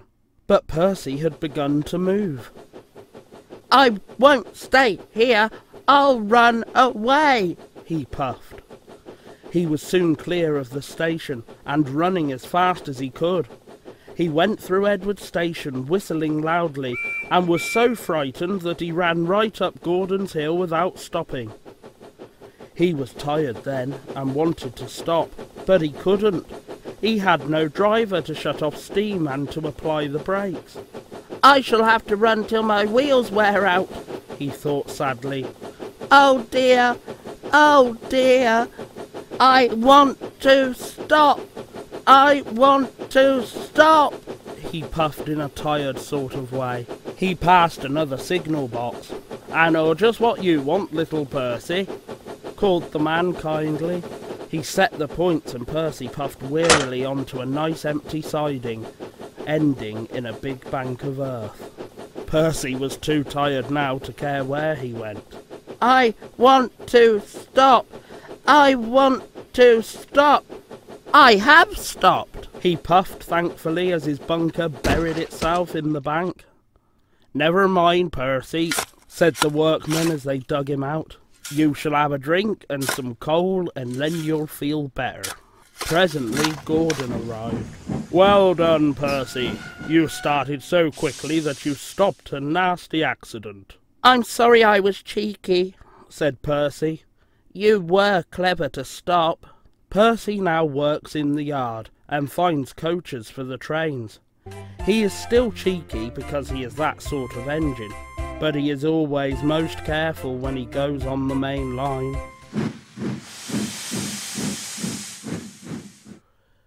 Dear friends, here is more news from the region. All the engines now have numbers as well as names. You will see them in the pictures. They are as follows: Thomas 1, Edward 2, Henry 3, Gordon 4, James 5, Percy 6. Then I expect you were sorry for Henry, who was often ill and unable to work. He gave Sir Topham Hatt, who is of course our fat controller, a lot of worry. Now Henry has a new shape and is ready for anything. These stories tell you all about it. The author. Coal. I suffer dreadfully and no one cares. Rubbish, Henry, snorted James.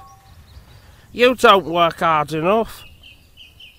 Henry was bigger than James, but smaller than Gordon.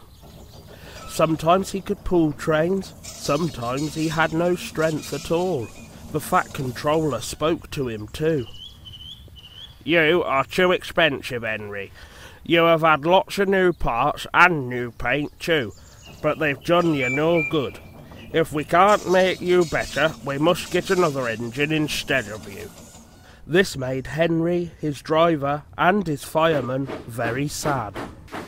The fat controller was waiting when Henry came to the platform. He had taken off his hat and coat and put on overalls.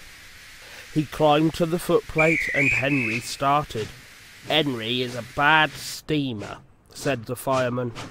I build up his fire, but it doesn't give enough heat. Henry tried very hard, but it was no good. He had not enough steam, and they stopped outside Edward Station. Oh dear, thought Henry sadly. I shall have to go away.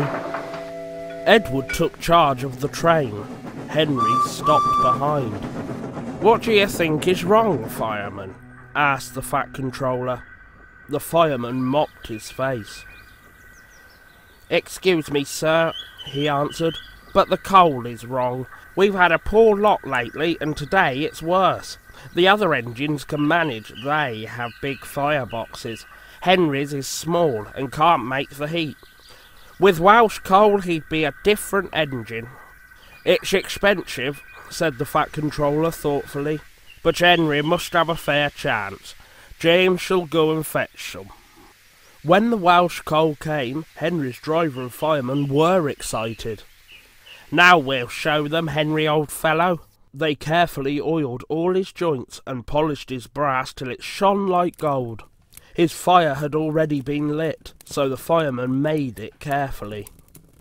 He put large lumps of coal like a wall round the outside. Then he covered the glowing middle part with smaller lumps. "You're spoiling my fire," complained Henry. "Wait and see," said the fireman. "We'll have a roaring fire just when we want it." He was right. When Henry reached the platform, the water was boiling nicely, and he had to let off steam to show how happy he was. He made such a noise that the Fat Controller came out to see him. "How are you, Henry?" "Peep, peep, peep," whistled Henry. "I feel fine." "Have you a good fire, driver?" "Never better, sir, and plenty of steam." "No record breaking," warned the Fat Controller, smiling. "Don't push him too hard." "Henry won't need pushing, sir, and I'll have to hold him back." Henry had a lovely day. He had never felt so well in his life. He wanted to go fast, but his driver wouldn't let him. "Steady, old fellow," he would say. "There's plenty of time." They arrived early at the junction. "Where have you been, lazy bones?" asked Henry when Thomas puffed in. "I can't wait for dawdling tank engines like you. Goodbye." "Whoosh!" said Thomas to Annie and Clarabelle as Henry disappeared. "Have you ever seen anything like it?" Both Annie and Clarabelle agreed that they never had. The Flying Kipper. Lots of ships use the harbour at the big station by the sea. The passenger ships have spotless paint and shining brass. Other ships, though smaller and dirtier, are important too. They take coal, machinery, and other things abroad, and bring back meat, timber, and things we need. Fishing boats also come there. They unload their fish on the quay. Some of it is sent to shops in the town, and some goes in a special train to other places far away. The railwaymen call this train the Flying Kipper. One winter evening, Henry's driver said, "We'll be out early tomorrow. We've got to take the Flying Kipper." "Don't tell Gordon," he whispered, "but I think if we pull the Kipper nicely, the Fat Controller will let us pull the Express." "Hurrah!" cried Henry, excited. "That will be lovely." He was ready at 5 o'clock. There was snow and frost. Men hustled and shouted, loading the vans with crates of fish. The last door banged, the guard showed his green lamp, and they were off. Come on, don't be silly, puffed Henry to the vans, as his wheels slipped on the icy rails. The van shuddered and groaned. Drop trick, all right, they answered grudgingly. That is better, puffed Henry more happily as the train began to gather speed. Thick clouds of smoke and steam poured from his funnel into the cold air, and when his firemen put on more coal, the fire's light shone brightly on the snow around. Hurry, panted Henry. They whooshed under bridges and clattered through stations, green signal lights showing as they passed. They were going well. The light grew better and a yellow signal appeared ahead. Distance signal up, thought Henry. Caution. His driver, shutting off steam, prepared to stop, but the home signal was down. All clear, Henry. Away we go. They couldn't know the points from the main line to a siding were frozen, and that signal had been set at danger. A fall of snow had forced it down. A goods train waited in the siding to let the flying kipper pass. The driver and fireman were drinking cocoa in the brake van. The guard pulled out his watch. "The kipper is due," he said. "Who cares?" said the fireman. "This is good cocoa." The driver got up. "Come on, fireman, back to our engine." "Hey!" the fireman grumbled. "I haven't finished my cocoa yet." A sudden crash. The brake van broke. The three men shot in the air like jacks in the box and landed in the snow outside. Henry's driver and fireman jumped clear before the crash. The fireman fell headfirst into a heap of snow. He kicked so hard that the driver couldn't pull him out. Henry sprawled on his side. He looked surprised. The goods train fireman waved his empty mug. "You clumsy great engine, the best cup of cocoa I ever had, and you bump into me and spill it all." "Never mind your cocoa, fireman," laughed his driver. "Run and telephone the breakdown gang." The gang soon cleared the line, but they had hard work lifting Henry to the rails. The Fat Controller came to see him. "The signal was down, sir," said Henry nervously. "Cheer up, Henry. It wasn't your fault. Ice and snow caused the accident. I'm sending you to Crewe, a fine place for sick engines. They'll give you a new shape and a larger firebox. Then you'll feel a different engine and won't need special coal anymore. Won't that be nice?" "Yes, sir," said Henry doubtfully.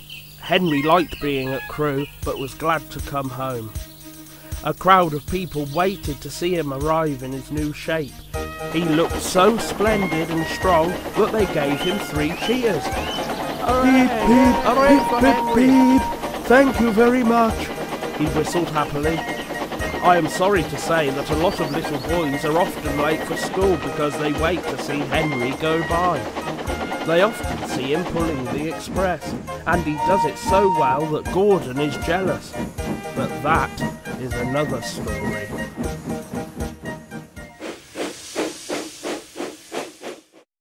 Gordon's whistle. Gordon was cross. "Why should Henry have a new shape?" he grumbled. "A shape good enough for me is good enough for him. He goes gallivanting off to Crewe, leaving us to do his work. It's disgraceful. And there's another thing. Henry whistles too much. No respectable engine ever whistles loudly at stations." "It isn't wrong," said Gordon, "but we just don't do it." Poor Henry didn't feel happy any more. "Never mind," whispered Percy. "I'm glad you are home again. I like your whistling." "Goodbye, Henry," called Gordon next morning as he left the shed. "We are glad to have you with us again, but be sure and remember what I said about whistling." Later on, Henry took a slow train, and presently stopped at Edward's station. "Hello, Henry," said Edward. "You look splendid. I was pleased to hear your happy whistle yesterday." "Thank you, Edward," smiled Henry. "Shh, shh. Can you hear something?" Edward listened. Far away, but getting louder and louder, was the sound of an engine's whistle. "It sounds like Gordon," said Edward, "and it ought to be Gordon, but Gordon never whistles like that." It was Gordon. He came rushing down the hill at a tremendous rate. He didn't look at Henry, and he didn't look at Edward. He was purple in the boiler, and whistling fit to burst. He screamed through the station, and disappeared. "Well," said Edward, looking at Henry.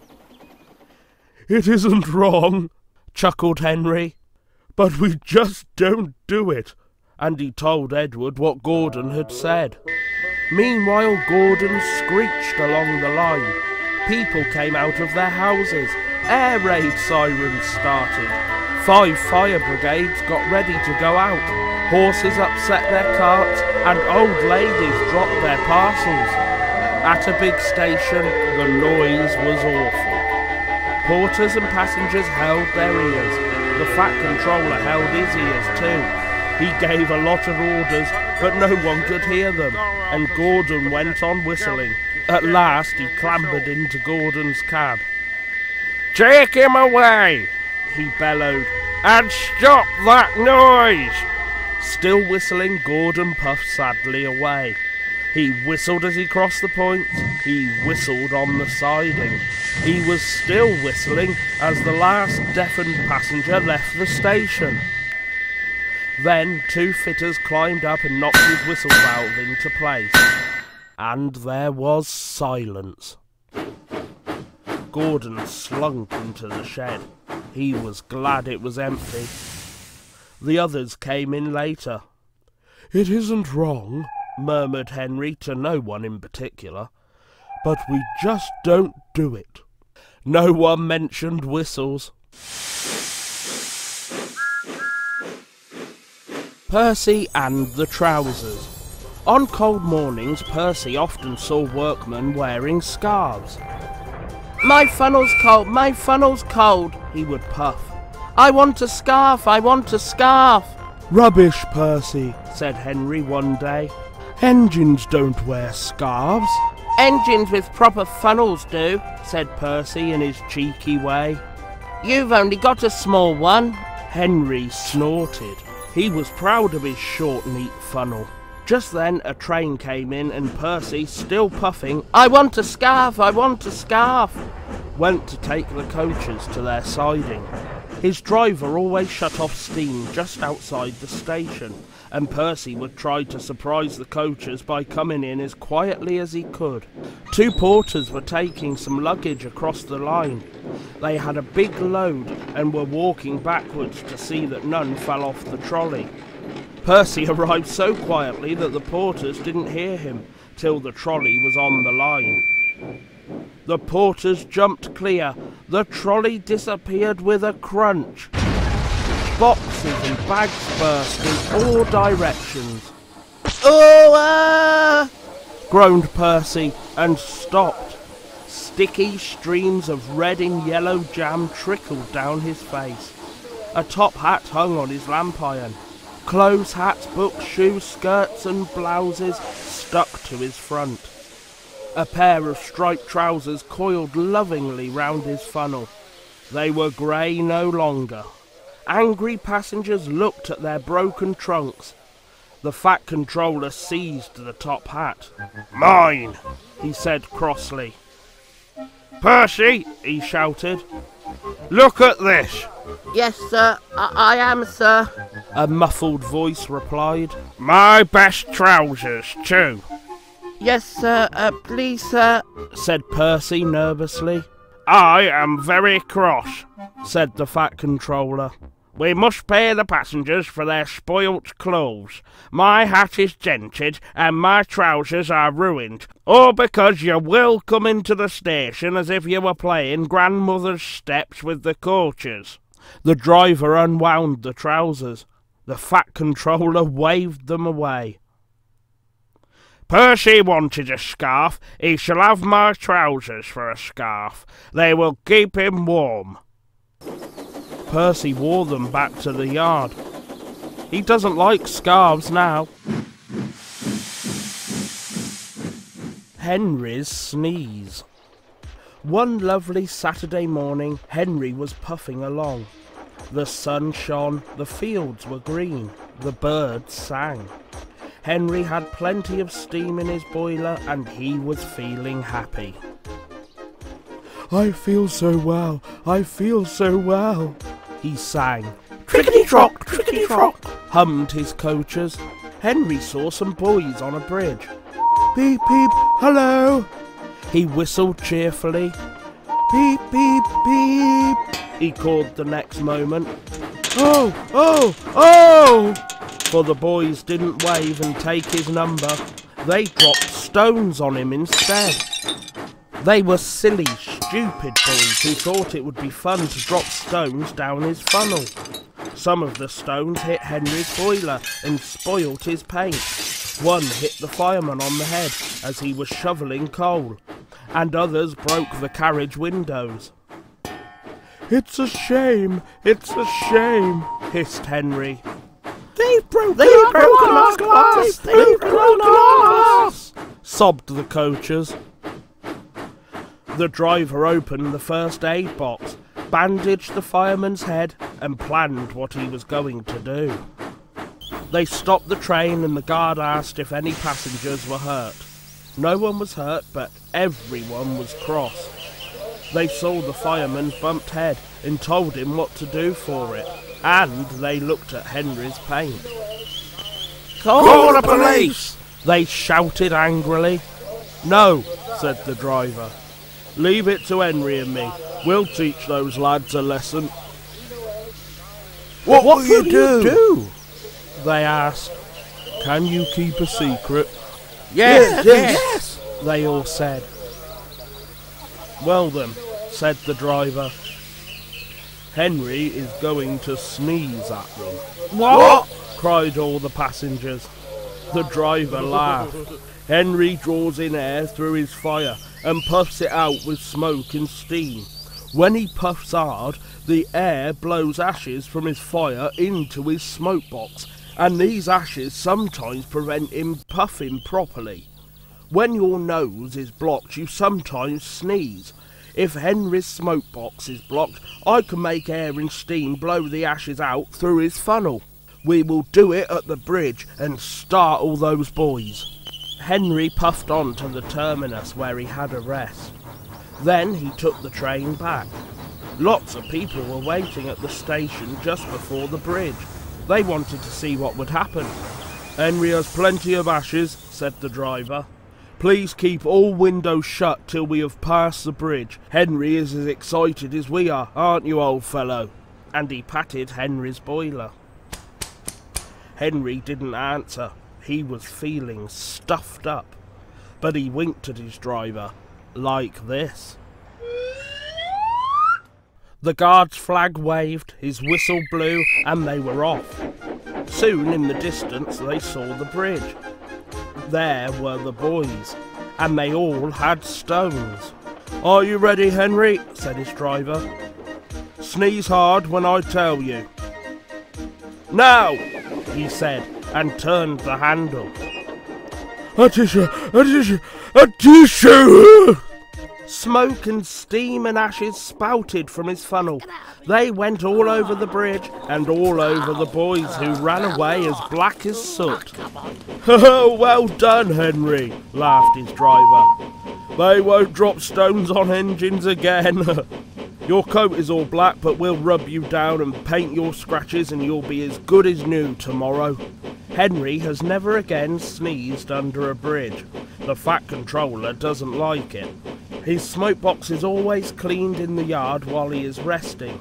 He has now gone under more bridges than he can count, but from that day to this, there have been no more boys with stones.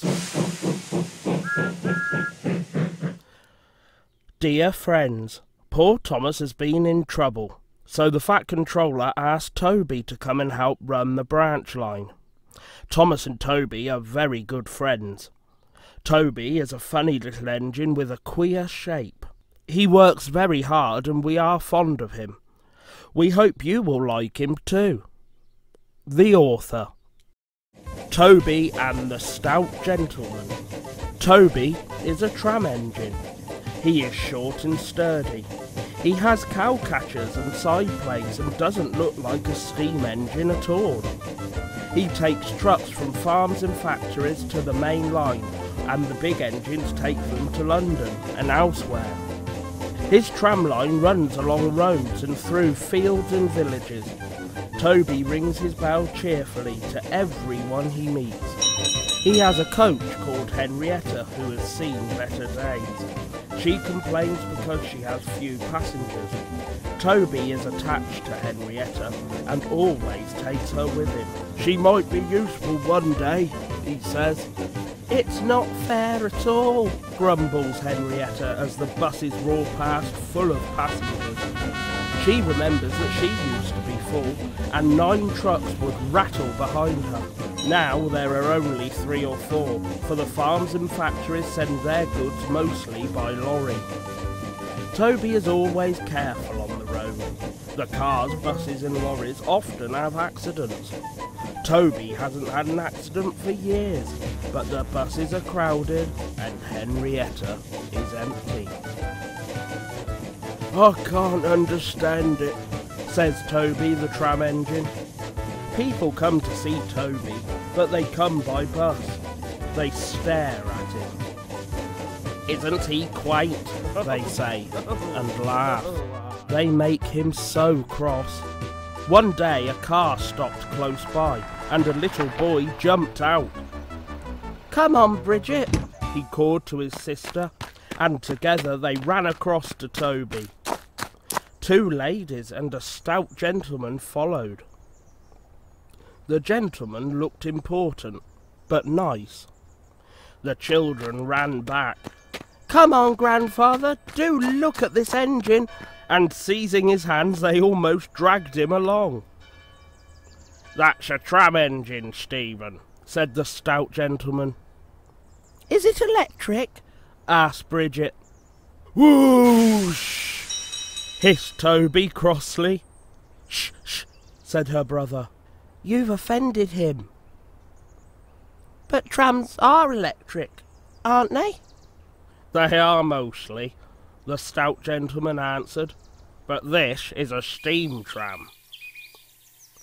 May we go in it, grandfather, please? The guard had begun to blow his whistle. Stop! Said the stout gentleman, and raised his hand. The guard, surprised, opened his mouth, and the whistle fell out. While he was picking it up, they all scrambled into Henrietta. Hip hip hooray! Chanted Henrietta, and she rattled happily behind. Toby did not sing. Electric indeed! Electric indeed! He snorted. He was very hurt. The stout gentleman and his family got out at the junction, but waited for Toby to take them back to their car. What's your name? Asked the stout gentleman. Toby, sir. Thank you, Toby, for a very nice ride. Thank you, sir, said Toby politely. He felt better now. This gentleman, he thought, is a gentleman who knows how to speak to engines. The children came every day for a fortnight. Sometimes they rode with the guard, sometimes in empty trucks, and on the last day of all the driver invited them into his cab. All were sorry when they had to go away. Stephen and Bridget said thank you to Toby, his driver, his fireman, and the guard. The stout gentleman gave them all a present. Peep, pip, pip, peep, whistled Toby. Come again soon. We will, called the children, and they waved till Toby was out of sight. The months passed. Toby had few trucks and fewer passengers. Our last day, Toby, said his driver sadly one morning. The manager says we must close tomorrow. That day Henrietta had more passengers than she could manage. They rode in the trucks and crowded in the brake van, and the guard hadn't enough tickets to go round. The passengers joked and sang, but Toby and his driver wished they wouldn't. Goodbye, Toby, said the passengers afterwards. We are sorry your line is closing down. So am I, said Toby sadly. The last passenger left the station, and Toby puffed slowly to his shed. Oh, nobody wants me, he thought, and went unhappily to sleep. Next morning the shed was flung open, and he woke with a start to see his fireman dancing a jig outside. His driver, excited, waved a piece of paper. Wake up, Toby, they shouted. And listen to this. It's a letter from the stout gentleman. Toby listened but I mustn't tell you any more, or I should spoil the next story.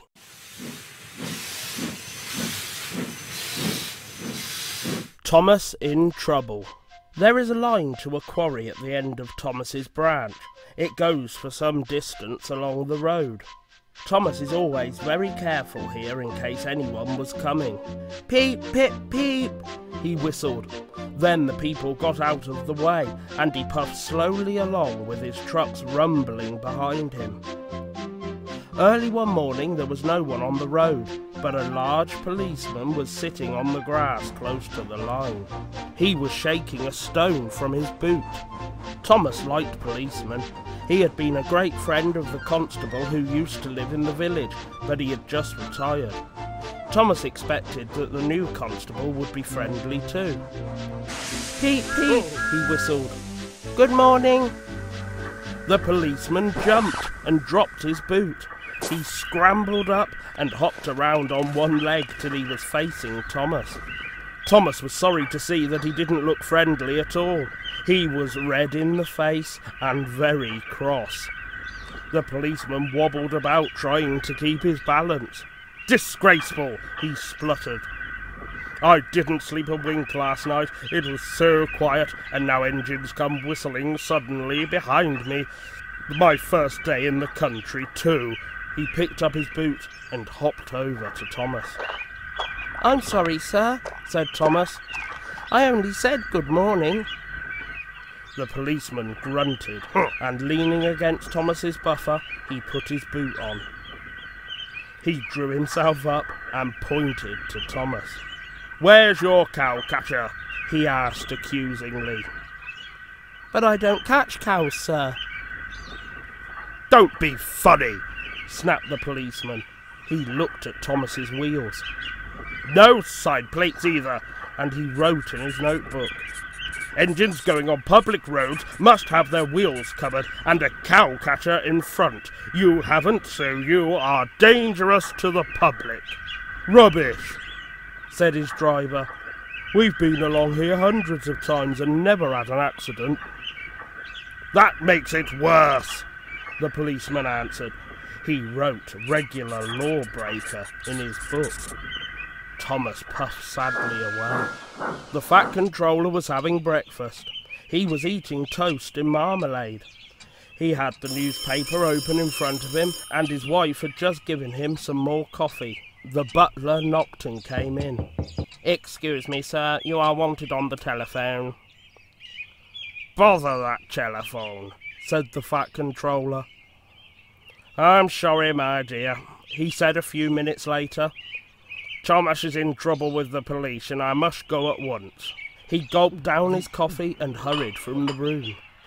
At the junction, Thomas's driver told the Fat Controller what had happened. Dangerous to the public, indeed. We'll see about that. And he climbed grimly into Annie the coach. The policeman was on the platform at the other end. The Fat Controller spoke to him at once, and a crowd collected to listen. Other policemen came to see what was happening, and the Fat Controller argued with them too, but it was no good. The law is the law, they said, and we can't change it. The Fat Controller felt exhausted.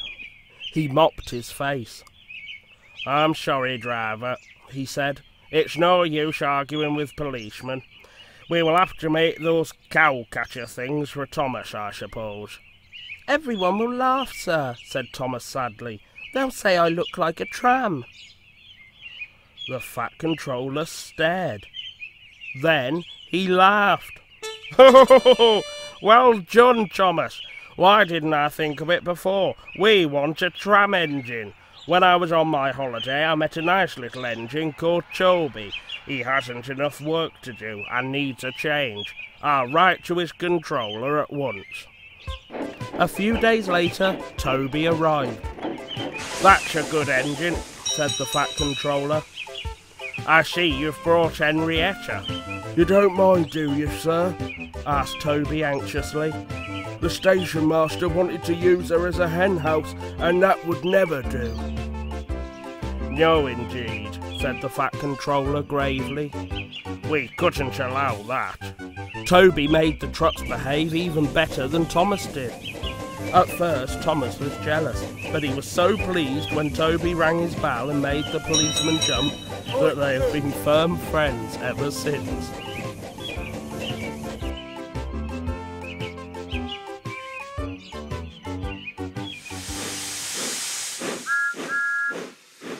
Dirty objects. Toby and Henrietta take the workmen to the quarry every morning. At the junction, they often meet James. Toby and Henrietta were shabby when they first came and needed new paint. James was very rude. "Ugh, what dirty objects," he would say. At last Toby lost patience. "James," he asked, "why are you red?" "I am a splendid engine," answered James loftily. "Ready for anything. You never see my paint dirty." "Oh," said Toby innocently. "That's why you once needed bootlaces, to be ready, I suppose." James went redder than ever and snorted off. At the end of the line, James left his coaches and got ready for his next train. It was a slow goods stopping at every station to pick up and set down trucks. James hated slow goods trains. "Dirty trucks from dirty sidings, ugh," he grumbled. Starting with only a few, he picked up more and more trucks at each station, till he had a long train. At first the trucks behaved well, but James bumped them so crossly that they were determined to pay him out. Presently, rumbling over the viaduct, they approached the top of Gordon's Hill. Heavy goods trains halt here to pin down their brakes. James had had an accident with trucks before and should have remembered this. "Wait, James, wait," said his driver, but James wouldn't wait.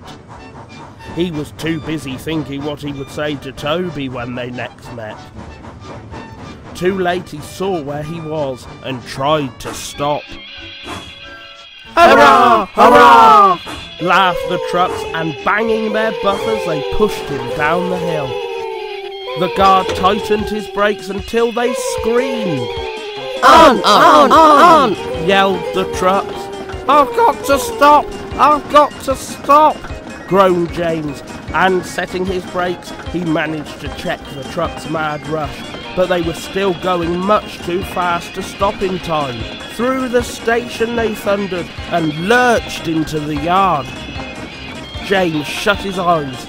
There was a bursting crash, and something sticky splashed all over him. He had run into two tar wagons and was black from smoke box to cab. James was more dirty than hurt, but the tar wagons and some of the trucks were all to pieces. The breakdown train was in the yard, and they soon tidied up the mess.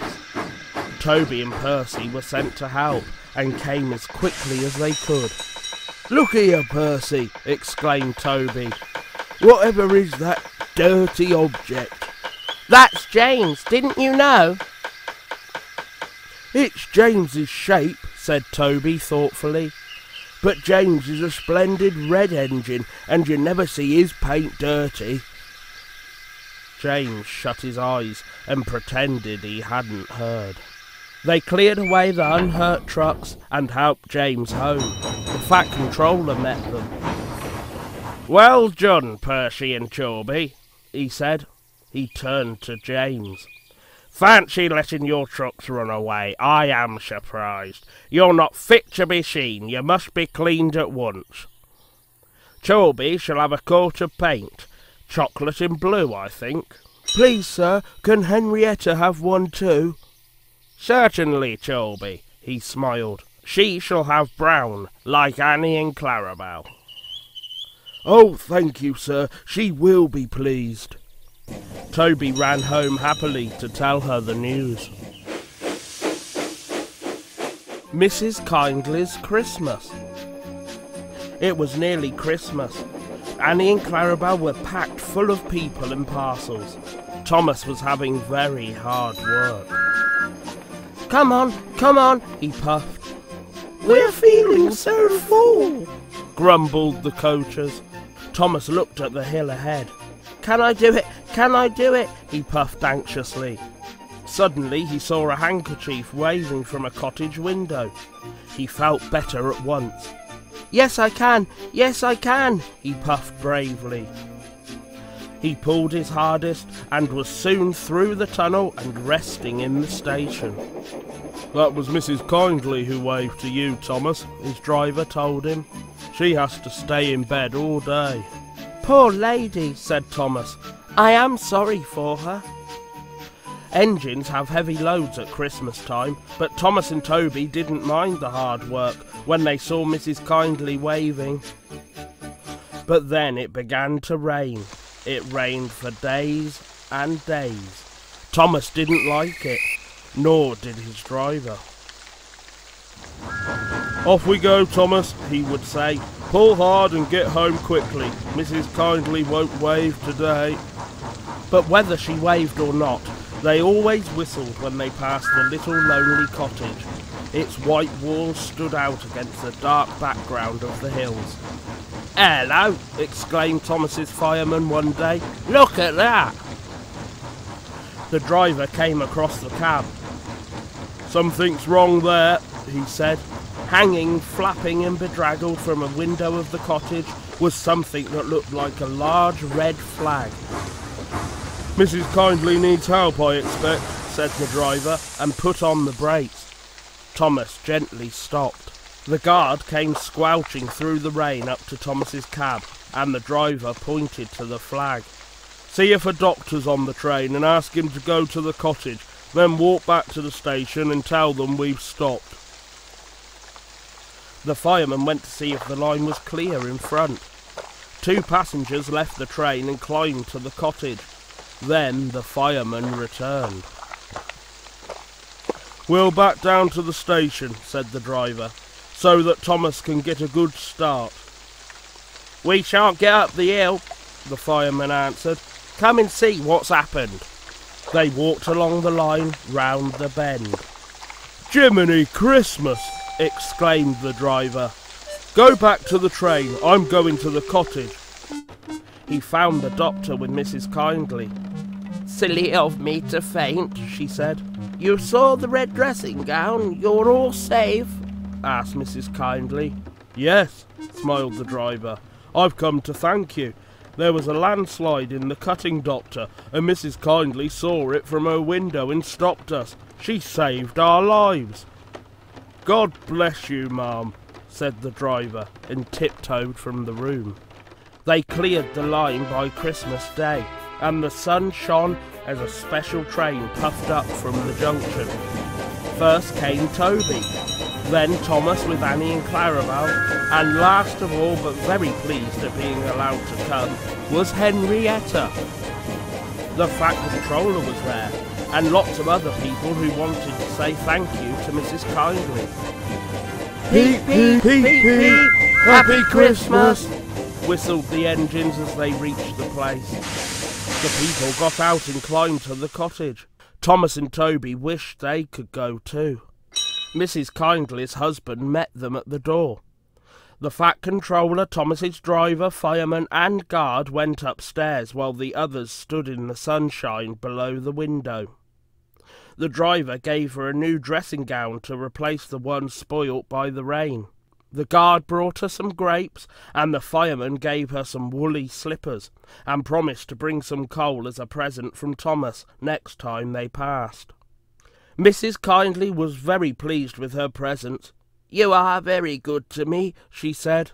The passengers and I, said the Fat Controller, hope that you will accept these tickets for the South Coast, Mrs. Kindly, and get really well in the sunshine. We cannot thank you enough for preventing that accident. I hope we have not tired you. Goodbye and a happy Christmas. Then, going quietly downstairs, they joined the group outside the window and sang some carols before returning to the train.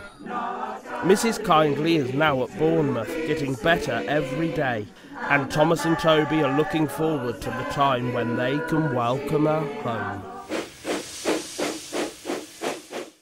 Gordon the Big Engine. Dear Ian, you asked for a book about Gordon. Here it is. Gordon has been naughty, and the Fat Controller was stern with him. Gordon has now learnt his lesson, and is a really useful engine again. The author. Off the rails. Gordon was resting in a siding. Peep, peep, peep, peep. Hello, fat face, whistled Henry. What cheek! Spluttered Gordon. That Henry is too big for his wheels. Fancy speaking to me like that. Me! He went on, letting off steam. Me, who has never had an accident. Aren't jammed whistles in Percy's safety valve accident? Asked Percy innocently. No, indeed, said Gordon huffily. High spirits might happen to any engine, but to come off the rails, well, I ask you, is it right? Is it decent? A few days later it was Henry's turn to take the express. Gordon watched him getting ready. Be careful, Henry, he said. You're not pulling the flying kipper now. Mind you keep on the rails today. Henry snorted away. Gordon yawned and went to sleep. But he didn't sleep long. Wake up, Gordon, said his driver. A special train's coming, and we're to pull it. Gordon opened his eyes. Is it coaches or trucks? Trucks, said his driver. Trucks? Said Gordon crossly. Pah! They lit Gordon's fire and oiled him ready for the run. The fire was sulky and wouldn't burn, but they couldn't wait, so Edward pushed him to the turntable to get him facing the right way. I won't go! I won't go! Grumbled Gordon. Don't be silly, puffed Edward. Gordon tried hard, but he couldn't stop himself being moved. At last he was on the turntable. Edward was uncoupled and backed away, and Gordon's driver and fireman jumped down to turn him round. The movement had shaken Gordon's fire. It was now burning nicely and making steam. Gordon was cross and didn't care what he did. He waited till the table was halfway round. I'll show them, he hissed, and moved slowly forward. He only meant to go a little way, just far enough to jam the table and stop it turning, as he had done once before. But he couldn't stop himself, and slithering down the embankment, he settled in a ditch. Oh! He hissed as his wheels churned in the mud. Get me out! Get me out! Not a hope, said his driver and fireman. You're stuck, you silly great engine. Don't you understand that? They telephoned the Fat Controller. So Gordon didn't want to take the special and ran into a ditch, he answered from his office. What's that you say? The special's waiting. Oh, tell Edward to take it, please. And Gordon? Oh, leave him where he is. We haven't time to bother with him now. A family of toads croaked crossly at Gordon as he lay in the mud. On the other side of the ditch, some little boys were chattering. Coo! Doesn't he look silly? They'll never get him out. They began to sing. Silly old Gordon fell in a ditch, fell in a ditch, fell in a ditch. Silly old Gordon fell in a ditch, all on a Monday morning. The school bell rang, and still singing, they chased down the road. Sure, said Gordon, and blew away 3 tadpoles and an inquisitive newt. Gordon lay in the ditch all day. Oh dear, he thought, I shall never get out. But that evening they brought floodlights. Then, with powerful jacks, they lifted Gordon and made a road of sleepers under his wheels to keep him from the mud. Strong wire ropes were fastened to his back end, and James and Henry, pulling hard, at last managed to bring him to the rails. Late that night, Gordon crawled home, a sadder and wiser engine.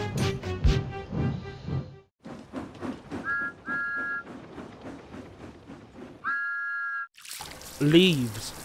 2 men were cleaning Gordon. Mind my eye, Gordon grumbled. Shut it, silly. Did you ever see such mud, Bert? no, I never have. You ought to be ashamed, Gordon, giving us extra work. The hosing and scrubbing stopped. Gordon opened one eye, but shut it quickly.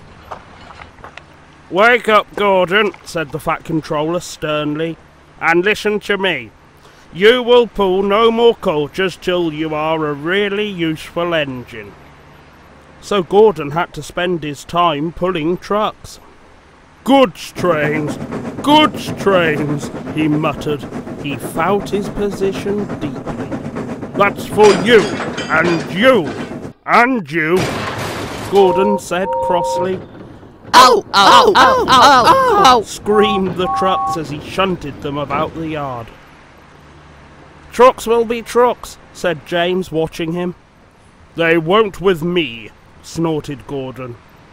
I'll teach them. Go on! And another truck scurried away. They tried to push me down the hill this morning, Gordon explained. It's slippery there. You'll probably need some help. I don't need help on hills, said James huffily. Gordon laughed and got ready for his next train. James went away to take the express. Slippery hills indeed, he snorted. I don't need help. Come on, he puffed. All in good time, all in good time. The train was soon running nicely, but a distant signal checked them close to Gordon's Hill. Gordon's Hill used to be bleak and bare. Strong winds from the sea made it hard to climb. Trees were planted to give shelter, and in summer the trains run through a leafy avenue. Now autumn had come, and dead leaves fell. The wind usually puffed them away, but today rain made them heavy, and they did not move. The home signal showed clear, and James began to go faster. He started to climb the hill. I'll do it! He puffed confidently. Halfway up he was not so sure. I must do it! He panted desperately. But try as he would, his wheels slipped on the leaves, and he couldn't pull the train at all. What's the matter? He gasped. Steady, old boy, steady, soothed his driver. His fireman put sand on the rails to help him grip, but James's wheels spun so fast that they only ground the sand and leaves to slippery mud, making things worse than before. The train slowed to a stop. Then, help! Whistled James, for though his wheels were turning forwards, the heavy coaches pulled him backwards, and the whole train started slipping down the hill. His driver shut off steam, carefully put on the brakes, and skillfully stopped the train. Whew! He sat down and mopped his face. I've never known that happen before. I have, said the fireman, in Bingham Tunnel, southern region. The guard poked his head in the cab. Now what? He asked. Back to the station, said the fireman, taking charge, and send for a banker. So the guard warned the signalman, and they brought the train safely down. But Gordon, who had followed with the goods train, saw what had happened. Gordon left his trucks and crossed over to James. I thought you could climb hills, he chuckled. James didn't answer. He had no steam. Oh, well, we live and learn, said Gordon. We live and learn. Never mind, little James, he went on kindly. I'm going to push behind. Whistle when you're ready. James waited till he had plenty of steam. Then, peep, peep, he called. Poop, poop, poop. Pull hard, puffed Gordon. We'll do it, puffed James. Pull hard. We'll do it. The engines puffed together. Clouds of smoke and steam towered from the snorting engines as they struggled up the hill. We can do it, puffed James. We will do it, puffed Gordon. The greasy rails sometimes made Gordon's wheels slip, but he never gave up, and presently they reached the top. We've done it! We've done it! They puffed. Gordon stopped. Poop, poop, he whistled. Goodbye. Peep, peep, peep, peep. Thank you. Goodbye, answered James. Gordon watched the coaches wistfully till they were out of sight. Then slowly he trundled back to his waiting trucks.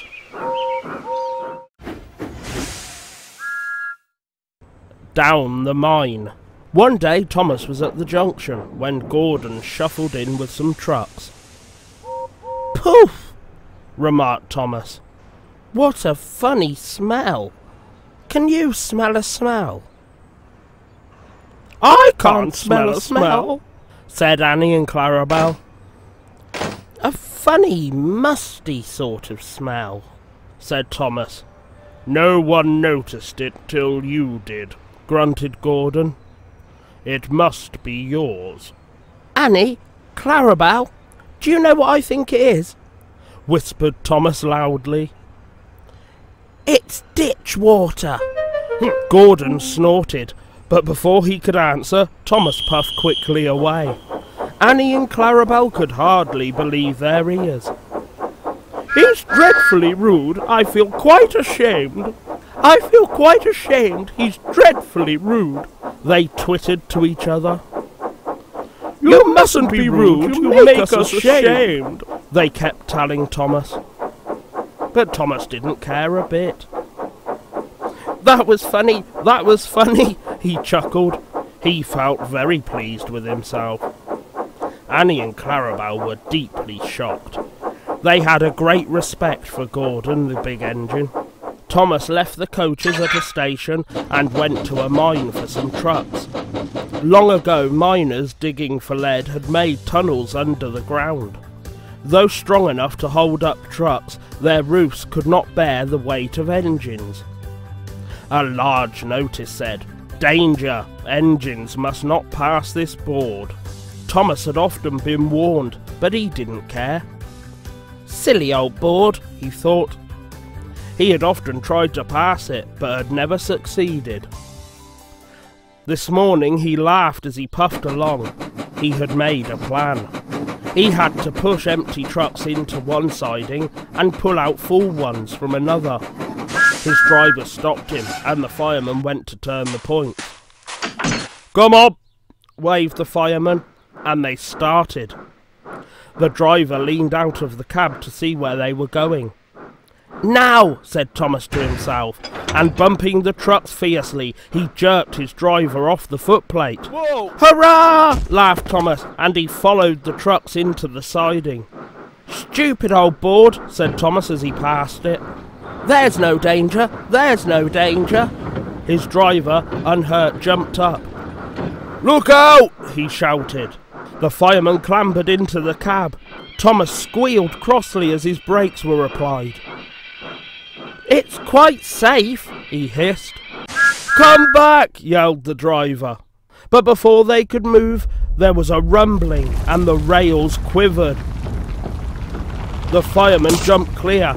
As he did so, the ballast slipped away and the rails sagged and broke. "Fire and smoke," said Thomas. "I'm sunk." And he was. Thomas could just see out of the hole, but he couldn't move. "Oh dear," he said, "I am a silly engine." "And a very naughty one too," said a voice behind him. "I assure you." "Please get me out. I won't be naughty again." I'm not so sure, replied the Fat Controller. We can't lift you out with a crane, the ground's not firm enough. Let me see. I wonder if Gordon could pull you out. Yes, sir, said Thomas nervously. He didn't want to meet Gordon just yet.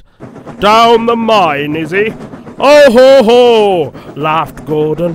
What a joke! What a joke! He chortled, puffing to the rescue. Poop, poop, little Thomas, he whistled. We'll have you out in a couple of puffs. Strong cables were fastened between the two engines. Poop, poop, poop. Are you ready? Heave! Called the Fat Controller. But they didn't pull Thomas out in 2 puffs. Gordon was panting hard and nearly purple before he had dragged Thomas out of the hole and safely past the board. I'm sorry I was cheeky, said Thomas. That's all right, Thomas. You made me laugh. I like that. I'm in disgrace, Gordon went on pathetically. I feel very low. I'm in disgrace too, said Thomas. Why, so you are, Thomas. We're both in disgrace. Shall we form an alliance? An ally, what was it? An alliance, Thomas. United we stand, together we fall, said Gordon grandly. You help me and I help you. How about it?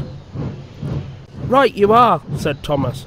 Good, that's settled, rumbled Gordon. And buffer to buffer, the allies puffed home.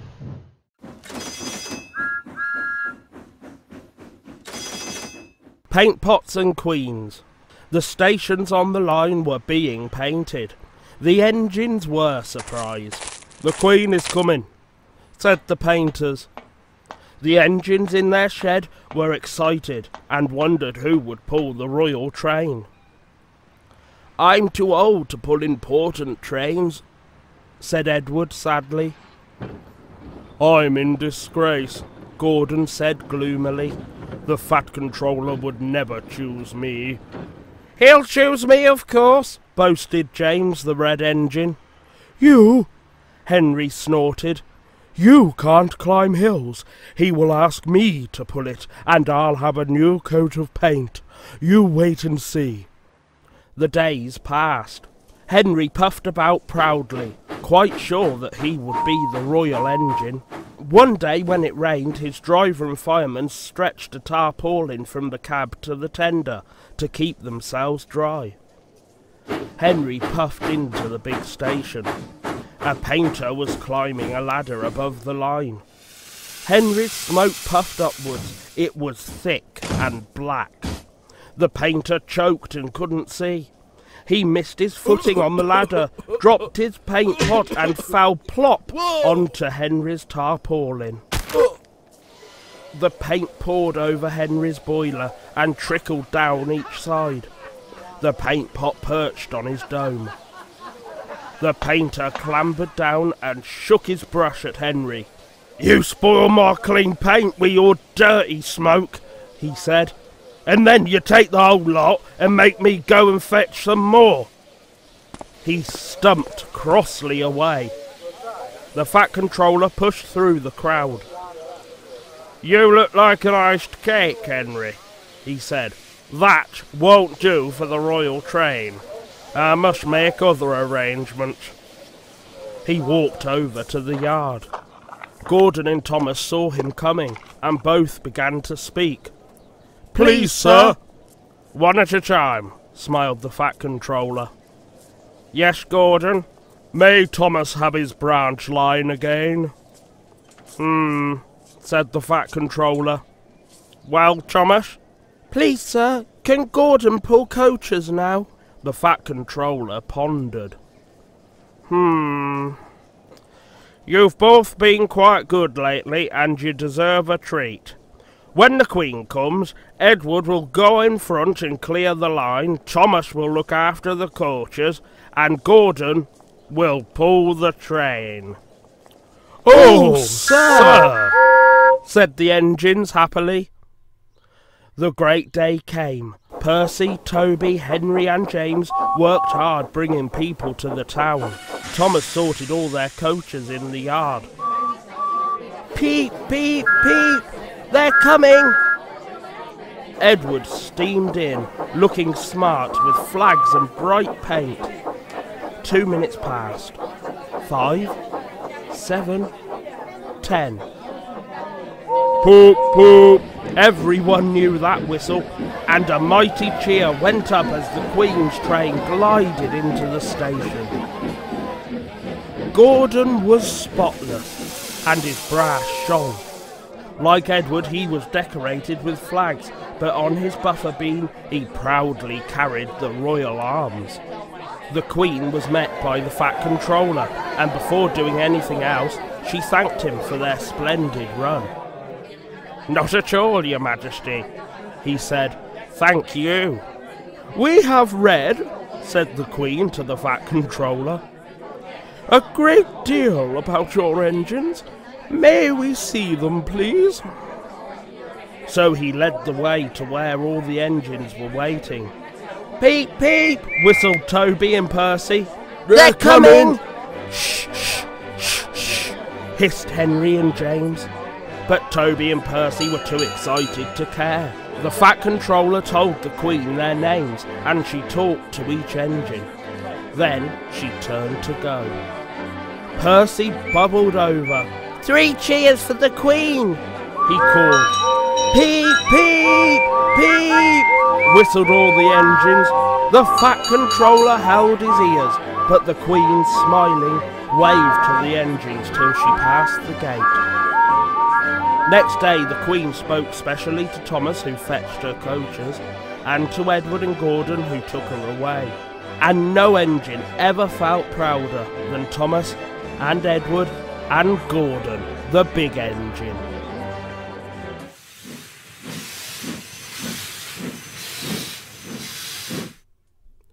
Edward the Blue Engine. Dear friends, I think most of you are fond of Edward. His driver and fireman, Charlie Sand and Sidney Heaver, are fond of him too. They were very pleased when they knew I was giving Edward a book all to himself. Edward is old, and some of the other engines were rude about the clanking noise he made as he did his work. They aren't rude now. These stories tell you why. The author. Cows. Edward the Blue Engine was getting old. His bearings were worn and he clanked as he puffed along. He was taking 20 empty cattle trucks to a market town. The sun shone, the birds sang, and some cows grazed in a field by the line. "Come on, come on, come on," puffed Edward. "Ow, ow, ow, ow, ow!" screamed the trucks. Edward puffed and clanked. The trucks rattled and screamed. The cows were not used to trains. The noise and smoke disturbed them. They twitched up their tails and ran. They galloped across the field, broke through the fence, and charged the train between the 13th and 14th trucks. The coupling broke, and the last 7 trucks left the rails. They were not damaged, and stayed upright. They ran for a short way along the sleepers before stopping. Edward felt a jerk, but didn't take much notice. He was used to trucks. "Bother those trucks," he thought. "Why can't they come quietly?" He ran on to the next station before either he or his driver realised what had happened. When Gordon and Henry heard about the accident, they laughed and laughed. Fancy allowing cows to break his train. They wouldn't dare do that to us. We'd show them, they boasted. Edward pretended not to mind, but Toby was cross. "You couldn't help it, Edward," he said. "They've never met cows. I have, and I know the trouble they are." Some days later, Gordon rushed through Edward's station. Poop, poop, he whistled. "Mind the cows!" Ha ha ha ha ha ha ha! He chortled, panting up the hill. Hurry, hurry, hurry, puffed Gordon. Don't make such a fuss. Don't make such a fuss. Grumbled his coaches. They rumbled over the viaduct and roared through the next station. A long straight stretch of line lay ahead. In the distance was a bridge. It had high parapets each side. It seemed to Gordon that there was something on the bridge. His driver thought so too. "Well, Gordon," he said, and shut off steam. "Pooh," said Gordon. "It's only a cow." "Shoo! Shoo!" he hissed, moving slowly onto the bridge. But the cow wouldn't shoo. She had lost her calf and felt lonely. "Moo!" she said sadly, walking towards him. Gordon stopped. His driver, fireman and some passengers tried to send her away, but she wouldn't go, so they gave it up. Presently Henry arrived with a train from the other direction. "What's this?" he said grandly. "A cow? I'll soon settle her. Be off! Be off!" he hissed, but the cow turned and mooed at him. Henry backed away. "I don't want to hurt her," he said. Drivers, firemen and passengers again tried to move the cow, but failed. Henry's guard went back and put detonators on the line to protect his train. At the nearest station he told them about the cow. "That must be Bluebell," said a porter thoughtfully. "Her calf is here, ready to go to market. We'll take it along." So they unloaded the calf and took it to the bridge. "Moo! Moo!" wailed the calf. "Moo! Moo!" bellowed Bluebell. She nuzzled her calf happily, and the porter led them away. The two trains started. "Not a word." "Keep it dark," whispered Gordon and Henry as they passed. But the story soon spread. "Well, well, well," chuckled Edward. "Two big engines, afraid of one cow?" "Afraid? Rubbish," said Gordon huffily. "We didn't want the poor thing to hurt herself by running against us. We stopped so as not to excite her. You see what I mean, my dear Edward?" "Yes, Gordon," said Edward gravely. Gordon felt somehow that Edward saw only too well.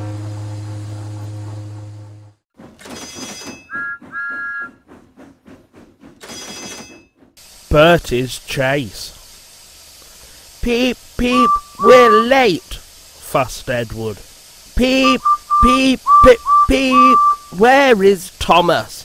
He doesn't usually make us wait." "Oh dear, what can the matter be?" sang the fireman. "John is so long up." "Never you mind about Johnny," laughed the driver. "Just you climb on the cab and look for Thomas. Can you see him?" "No." The guard looked at his watch. 10 minutes late," he said to the driver. "We can't wait here all day." "Look again, Sid," said the driver, "just in case." The fireman got to his feet. "Can you see him?" "No," he answered. "There's Bertie Bus in a tearing hurry. No need to bother with him, though. Likely he's on a coach tour or something." He clambered down. "Right away, Charlie," said the guard, and Edward puffed off. "Toot! Toot! Stop! Stop!" wailed Bertie, roaring into the yard. But it was no good. Edward's last coach had disappeared into the tunnel. "Bother," said Bertie. "Bother Thomas's fireman not coming to work today. Oh, why did I promise to help the passengers catch the train?" "That will do, Bertie," said his driver. "A promise is a promise, and we must keep it."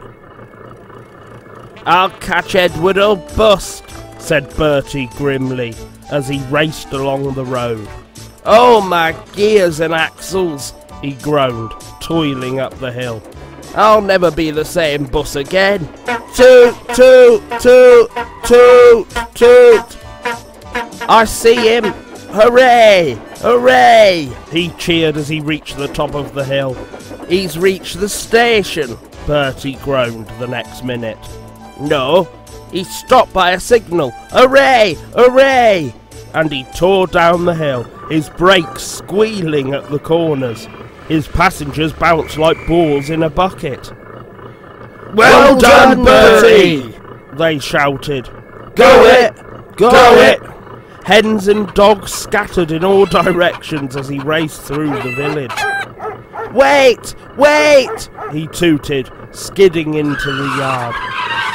He was just in time to see the signal drop, the guard wave his flag, and Edward puff out of the station. His passengers rushed to the platform, but it was no good, and they came bustling back. I'm sorry, said Bertie, unhappily. Never mind, Bertie, they said. After him quickly, third time lucky, you know. Do you think we'll catch him at the next station, driver? There's a good chance, he answered. Our road keeps close to the line and we can climb hills better than Edward. He thought for a minute. I'll just make sure.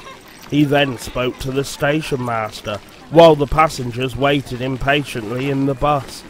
This hill is too steep! This hill is too steep! Grumbled the coachers as Edward snorted in front. They reached the top at last and ran smoothly into the station. Peep, peep, whistled Edward. Get in quickly, please. The porters and people hurried, and Edward impatiently waited to start. Peep, whistled the guard, and Edward's driver looked back, but the flag didn't wave. There was a distant toot, toot, and the station master, running across, snatched the green flag out of the guard's hand. Then everything seemed to happen at once. Toot, toot, toot! Bellowed Bertie. His passengers poured onto the platform and scrambled into the train. The station master told the guard and driver what had happened, and Edward listened. I'm sorry about the chase, Bertie, he said. My fault, panted Bertie. Late at junction, you didn't know about Thomas's passengers. Peep, peep, goodbye, Bertie, we're off, whistled Edward. Three cheers for Bertie, called the passengers. They cheered and waved till they were out of sight. Saved from scrap. There is a scrapyard near Edward Station. It is full of rusty old cars and machinery. They are brought there to be broken up. The pieces are loaded into trucks, and Edward pulls them to the steelworks where they are melted down and used again. One day Edward saw a traction engine in the yard. Hello, he said. You're not broken and rusty. What are you doing here? I'm Trevor, said the traction engine sadly. They are going to break me up next week. What a shame, said Edward. My driver says I only need some paint, brasso and oil to be as good as new, Trevor went on sadly. But it's no good. My master doesn't want me. I suppose it's because I'm old-fashioned. Edward snorted indignantly. People say I'm old-fashioned, but I don't care. The Fat Controller says I'm a useful engine. My driver says I'm useful too, replied Trevor. I sometimes feel ill, but I don't give up like these tractors. I struggle on and finish the job. I've never broken down in my life, he ended proudly. What work did you do? Asked Edward kindly. My master would send us from farm to farm. We threshed the corn, hauled logs, sawed timber, and did lots of other work. We made friends at all the farms and saw them every year. The children loved to see us come. They followed us in crowds and watched us all day long. My driver would sometimes give them rides. Trevor shut his eyes, remembering. I like children, he said simply. Oh, yes, I like children. Broken up, what a shame. Broken up, what a shame, clanked Edward as he went back to work. I must help Trevor, I must. He thought of the people he knew who liked engines. Edward had lots of friends, but strangely none of them had room for a traction engine at home. It's a shame, it's a shame, he hissed as he brought his coaches to the station. Then, peep, peep, he whistled. Why didn't I think of him before? Waiting there on the platform was the very person. Morning, Charlie. Morning, Sid. Hello, Edward. You look upset. What's the matter, Charlie? He asked the driver. There's a traction engine in the scrapyard, Vicar. He'll be broken up next week, and it's a shame. Jem Cole says he never drove a better engine. Do save him, sir. You've got room, sir. Yes, Edward, I've got room, laughed the vicar, but I don't need a traction engine. He'll saw wood and give children rides. Do buy him, sir, please. We'll see, said the vicar, and climbed into the train. Jem Cole came on Saturday afternoon. The Reverend's coming to see you, Trevor. Maybe he'll buy you. Do you think he will? Asked Trevor hopefully. He will when I've lit your fire and cleaned you up, said Jem. When the vicar and his two boys arrived in the evening, Trevor was blowing off steam. He hadn't felt so happy for months. Watch this, Reverend, called Jem, and Trevor chuffed happily about the yard. Oh, Daddy, do buy him, pleaded the boys, jumping up and down in their excitement. Now I'll try. And the vicar climbed up beside Jem. Show your paces, Trevor, he said, and drove him about the yard. Then he went into the office and came out smiling. I've got him cheap, Jem, cheap. Do you hear that, Trevor? Cried Jem. The Reverend saved you, and you'll live at the vicarage now. Peep, peep, whistled Trevor happily. Will you drive him home for me, Jem, and take these scallywags with you? They won't want to come in the car when there's a traction engine to ride on. Trevor's home in the vicarage orchard is close to the railway, and he sees Edward every day. His paint is spotless, and his brass shines like gold. He saws firewood in winter, and Jem sometimes borrows him when a tractor fails. Trevor likes doing his old jobs, but his happiest day is the church faith. Then, with a long wooden seat bolted to his bunker, he chuffers round the orchard giving rides to children. Long afterwards, you will see him shut his eyes, remembering. I like children, he whispers happily.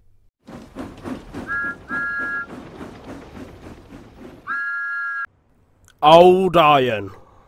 One day James had to wait at Edward's station till Edward and his train came in. This made him cross. Late again, he shouted. Edward only laughed, and James fumed away.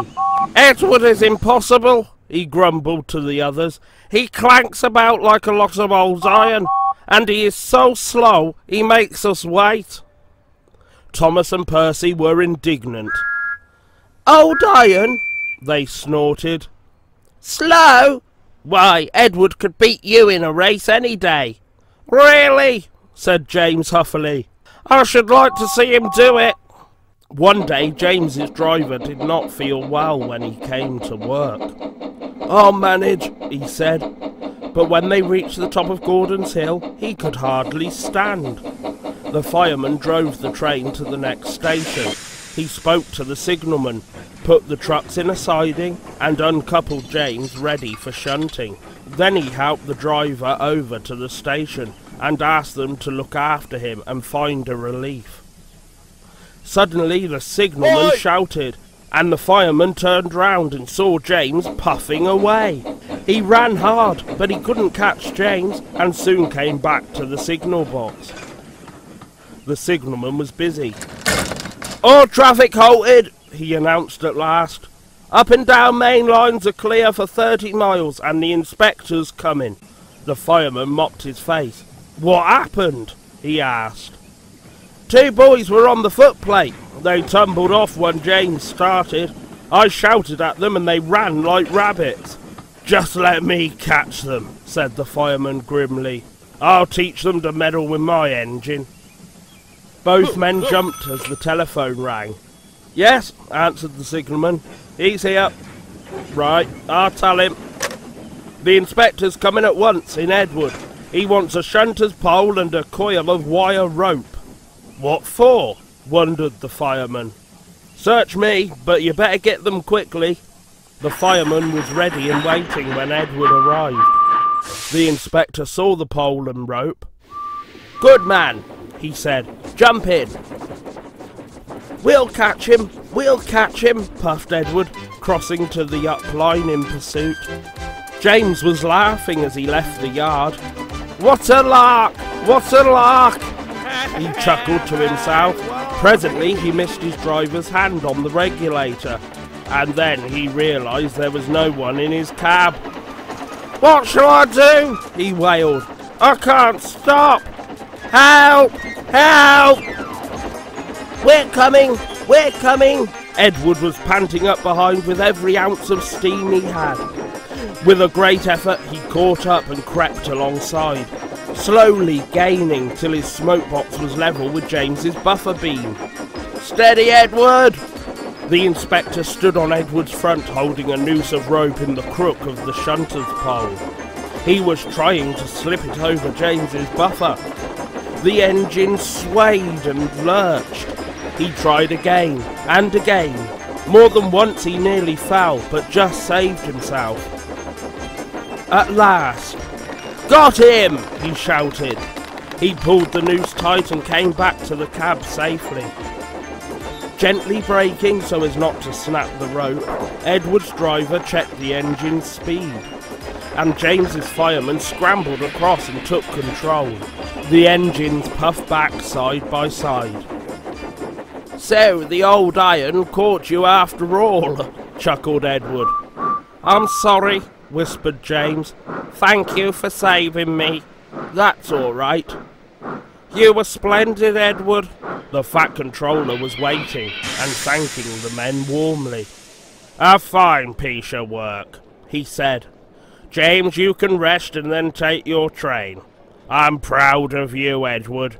You shall go to the works and have your worn parts mended."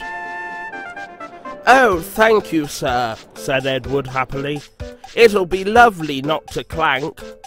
The two naughty boys were soon caught by the police, and their fathers walloped them soundly. They were also forbidden to watch trains till they could be trusted. James's driver soon got well in hospital, and is now back at work. James missed him very much, but he missed Edward more, and you will be glad to know that when Edward came home the other day, James and all the other engines gave him a tremendous welcome. The Fat Controller thinks he will be deaf for weeks. 4 Little Engines. Dear friends, Sir Handel Brown is the owner of a little railway which goes to Skarloey and Reneus. Skarloey means lake in the woods, and Reneus means divided waterfall. They are beautiful places, and lots of people visit them. The owner is very busy, so Mr. Peter Sam, the thin controller, manages the railway. The 2 engines who are called Skarloey and Reneus grew old and tired, so the owner bought 2 others. The stories tell you what happened. The author. Skarloey Remembers. The Fat Controller had sent Edward to the works to be mended.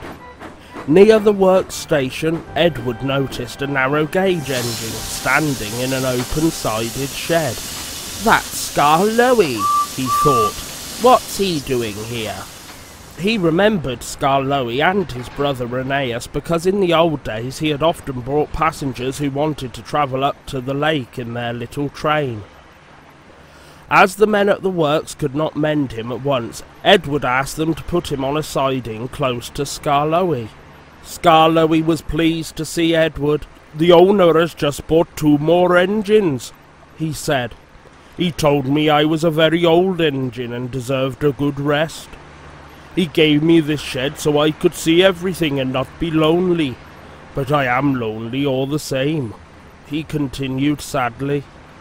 "I miss Rheneas very much. Yesterday one of the new engines pushed him on a truck, and now he's gone to be mended. I wish I could be mended too, and pull coaches again." "Have your coaches got names?" asked Edward. "Oh yes. There's Agnes, Ruth, Jemima, Lucy and Beatrice. Agnes is proud. She has cushions for first-class passengers. She pities Ruth, Jemima and Lucy, who are third class with bare boards. But they all 4 sniff at Beatrice. Beatrice often smells of fish and cheese, but she is most important," said Skarloey earnestly. "She has a little window through which the guard sells tickets.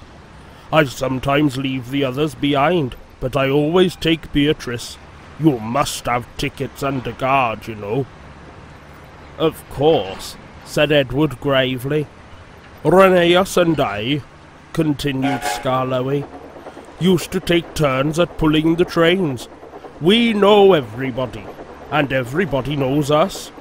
We whistle to the people in the fields, at level crossings and in lonely cottages and farms, and the people always wave to us. We love passing the school playgrounds at break time, for then the children will always run over to the fence to watch us go by. The passengers always wave because they think the children are waving to them. But we engines know better, of course," said Skarloey importantly. "Yes, we do indeed," agreed Edward. "We take your tourists to the lake and then get ready to pull the train back. We enjoy the morning journey home because then our friends from the villages come down to do their shopping. We whistle before every station. Peep, peep, look out! And the people are there ready. 'Where's Mrs. Last?' asked the guard. 'She's coming.' Peep, peep, we whistle, and Mrs. Last comes running onto the platform. 'We'll leave you behind one of these days, missus,' laughs our driver, but we know he never will. We stop elsewhere too, at farm crossings and stiles where paths lead to lonely houses. Rheneas and I know all the places very well indeed, and our driver used to say that we would stop even if he didn't put on the brakes. Sometimes on market day, Ruth, Jemima and Lucy were so full of people that the guard would allow third-class passengers to travel in Agnes. She didn't like that at all, and would grumble. 'First-class coach, third-class people.' That made me cross. 'Shut up, I'd say, or I'll bump you.' That soon stopped her rudeness to my friends. Just then some workmen came. 'We're going to mend you now, Edward,' they said. 'Come along.' 'Goodbye, Skarloey. Thank you for telling me about your railway. It's a lovely little line.' 'It is, it is. Thank you for talking to me, Edward. You've cheered me up. Goodbye.' Skarloey watched Edward being taken back to the works. Then, shutting his eyes, he dozed in the warm afternoon sun. He smiled as he dozed, for he was dreaming, as old engines will, of happy days in the past.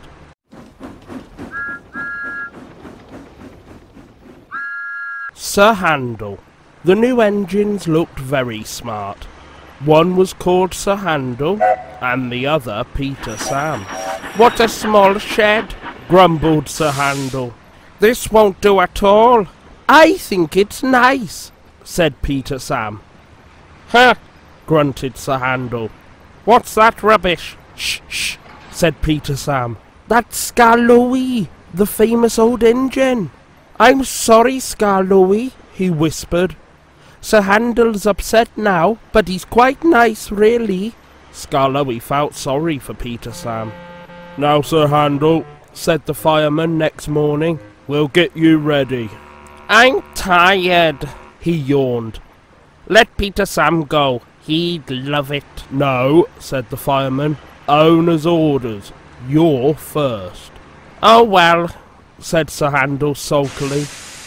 I suppose I must. When his driver arrived, Sir Handel puffed away to fetch the coaches. Whatever next? He snorted. Those aren't coaches. They're cattle trucks. Woo! Screamed Agnes, Ruth, Lucy, Jemima and Beatrice. What a horrid engine!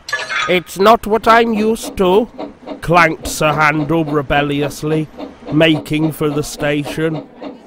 He rolled to the platform just as Gordon arrived. Hello, he said. Who are you? I'm Gordon. Who are you? I'm Sir Handel. Yes, I've heard of you. You're an express engine, I believe. So am I, but I'm used to bogie coaches, not these cattle trucks. Do you have bogie coaches? Oh, yes, I see you do. We must have a chat sometime. Sorry I can't stop. Must keep time, you know. And he puffed off, leaving Gordon at a loss for words. Come along, he puffed. Cattle trucks! Cattle trucks! Grumbled the coaches. We'll pay him out! We'll pay him out! Presently they stopped at a station. The line curved here and began to climb. It was not very steep, but the day was misty, and the rails were slippery. Hold back, whispered Agnes to Ruth. Hold back, whispered Ruth to Jemima. Hold back, whispered Jemima to Lucy. Hold back, whispered Lucy to Beatrice, and they giggled as Sir Handel started, and their couplings tightened. Come on, he puffed as his wheels slipped on the greasy rails. Come on! His wheels were spinning, but the coaches pulled him back, and the train stopped on the hill beyond the station. I can't do it, he grumbled. I'm used to sensible bogie coaches, not these bumpy cattle trucks. The guard came up. I think the coaches are up to something, he told the driver. So they decided to bring the train down again to a level piece of line, to give Sir Handel a good start. The guard helped the fireman put sand on the rails, and Sir Handel made a tremendous effort. The coaches tried hard to drag him back, but he puffed and pulled so hard that they were soon over the top and away on their journey. The thin controller was severe with Sir Handel that night. You are a troublesome engine, he said. You are rude, conceited, and much too big for your wheels. Next time I shall punish you severely. Sir Handel was impressed, and behaved well for several days. Then, one morning, he took the train to the top station. He was cross. It was Peter Sam's turn, but the thin controller had made him go instead. We'll leave the coaches, said his driver, and fetch some trucks from the quarry. Trucks! snorted Sir Handel. Trucks? Yes, his driver repeated. Trucks. Sir Handel jerked forward. I won't, he muttered. So there. He lurched, bumped and stopped. His driver and fireman got out. Told you, said Sir Handel triumphantly. He had pushed the rails apart and settled down between them. They telephoned the thin controller. He came up at once with Peter Sam and brought some workmen in a truck. Then he and the fireman took Peter Sam home with the coaches, while the driver and workmen put Sir Handel back on the rails. Sir Handel did not feel so pleased with himself when he crawled home and found the thin controller waiting for him. You are a very naughty engine, he said sternly. You will stay in the shed till I can trust you to behave. Peter, Sam and the refreshment lady. As Sir Handel was shut up, Peter Sam had to run the line. He was excited, and the fireman found it hard to get him ready. "Sober up, can't you?" he growled. "Anybody would think," said Sir Handel rudely, "that he wanted to work." "All respectable engines do," said Skarloey firmly. "I wish I could work myself. Keep calm, Peter Sam. Don't get excited, and you'll do very well." But Peter Sam was in such a state that he couldn't listen. When his driver came, Peter Sam ran along to fetch the coaches. "Peep, pip, pip, peep. Come along, girls," he whistled, and although he was so excited, he remembered to be careful. "That's the way, my dears. Gently does it." "What did he say?" asked Jemima, who was deaf. "He said, 'Come along, girls,' and he called us his dears," simpered the other coaches. "Really, one does not know what to think. Such a handsome young engine, too. So nice and well-mannered." And they tittered happily together as they followed Peter Sam. Peter Sam fussed into the station to find Henry already there. "This won't do, youngster," said Henry. "I can't be kept waiting. If you are late tonight, I'll go off and leave your passengers behind." "Pooh!" said Peter Sam, but secretly he was a little worried. But he couldn't feel worried for long. "What fun it all is," he thought as he ran round his train. He let off steam happily while he waited for the guard to blow his whistle and wave his green flag. Peter Sam puffed happily away, singing a little song. "I'm Peter Sam, I'm running this line. I'm Peter Sam, I'm running this line." The people waved as he passed the farms and cottages, and he gave a loud whistle at the school. The children all ran to see him puffing by. Agnes, Ruth, Jemima, Lucy and Beatrice enjoyed themselves too. "He's cocky, trot, trot, trot, trot, but he's nice. Trot, trot, trot. He's cocky, trot, trot, trot, but he's nice. Trot, trot," they sang as they trundled along. They were growing very fond of Peter Sam. Every afternoon they had to wait an hour at the station by the lake. The driver, fireman and the guard usually bought something from the refreshment lady and went and sat in Beatrice. The refreshment lady always came home on this train. Time passed slowly today for Peter Sam. At last his driver and fireman came. "Peep, peep! Hurry up, please!" he whistled to the passengers, and they came strolling back to the station. Peter Sam was sizzling with impatience. "How awful," he thought. "If we miss Henry's train." The last passengers arrived. The guard was ready with his flag and whistle. The refreshment lady walked across the platform. Then it happened. The guard says that Peter Sam was too impatient. Peter Sam says he was sure he heard a whistle. Anyway, he started. "Come quickly, come quickly," he puffed. "Stop! Stop! Stop!" wailed the coaches. "You've left her behind! You've left her behind!" The guard whistled and waved his red flag. The driver, looking back, saw the refreshment lady shouting and running after the train. "Wait for me." "Bother!" groaned Peter Sam as he stopped. "We'll miss Henry now." The refreshment lady climbed into Beatrice and they started again. "We're sure to be late! We're sure to be late!" panted Peter Sam frantically. His driver had to keep checking him. "Steady, old boy, steady!" "Peep, peep!" Peter Sam whistled at the stations. "Hurry! Please hurry!" And they reached the big station just as Henry steamed in. "Hurrah!" said Peter Sam. "We've caught him after all!" And he let off steam with relief. Whoosh! Not bad, youngster, said Henry loftily. The refreshment lady shook her fist at Peter Sam. What do you mean by leaving me behind? She demanded. I'm sorry, refreshment lady, but I was worried about our passengers. And he told her what Henry had said. The refreshment lady laughed. You silly engine, she said. Henry wouldn't dare go. He's got to wait. It's a guaranteed connection. Well, said Peter Sam. Well, where's that Henry? But Peter Sam was too late that time, for Henry had chortled away.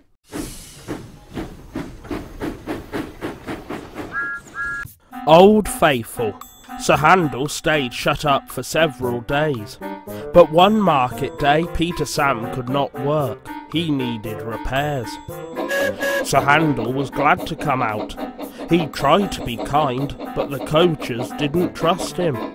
They were awkward and rude. He even sang them little songs, but it was no use. It was most unfortunate too that Sir Handel had to check suddenly to avoid running over a sheep. "He's bumped us!" screamed the coachers. "Let's pay him out!" The coachers knew that all engines must go carefully at a place near the big station. But they were so cross with Sir Handel that they didn't care what they did. They surged into Sir Handel, making him lurch off the line. Luckily, no one was hurt. Sir Handel limped to the shed. The thin controller inspected the damage. "No more work for you today," he said. "Bother those coachers. We must take the village people home and fetch the tourists, all without an engine." "What about me, sir?" said a voice. "Scarloey!" he exclaimed. "Can you do it?" "I'll try," answered the old engine.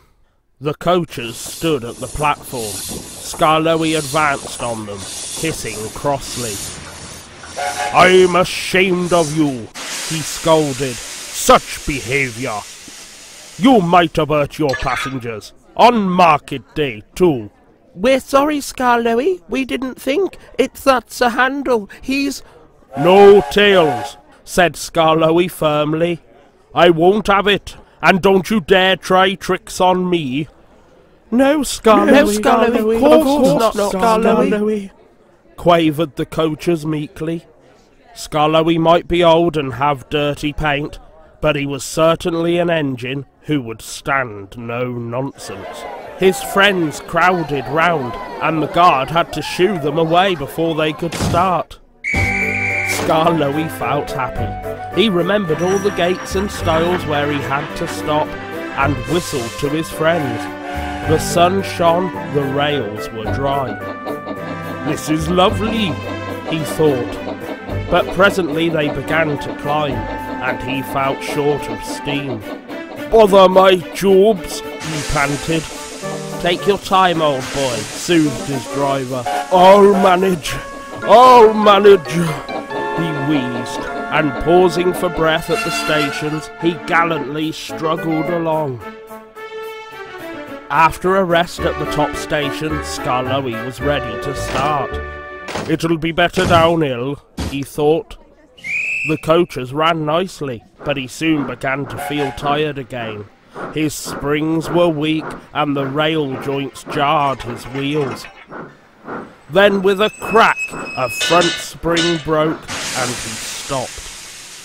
"I feel all crooked," he complained. "That's torn it," said his driver. "We'll need a bus now for our passengers." "No," pleaded Scarloey. "I'd be ashamed to have a bus take my passengers. I'll get home or bust," he promised bravely. The thin controller looked at his watch and paced the platform. James and his train waited impatiently too.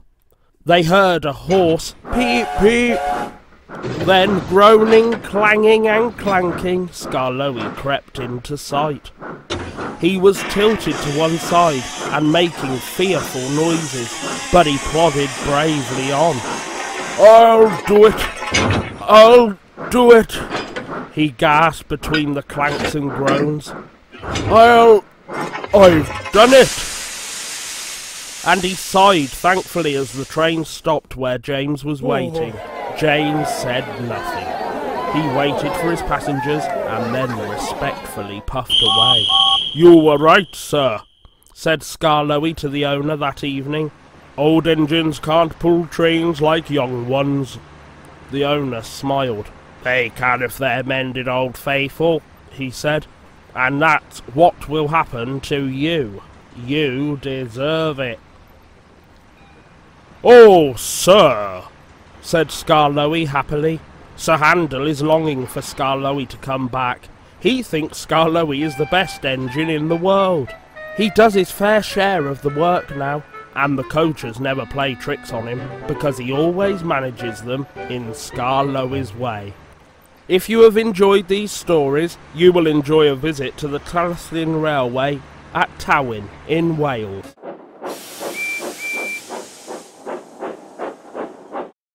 Percy the Small Engine.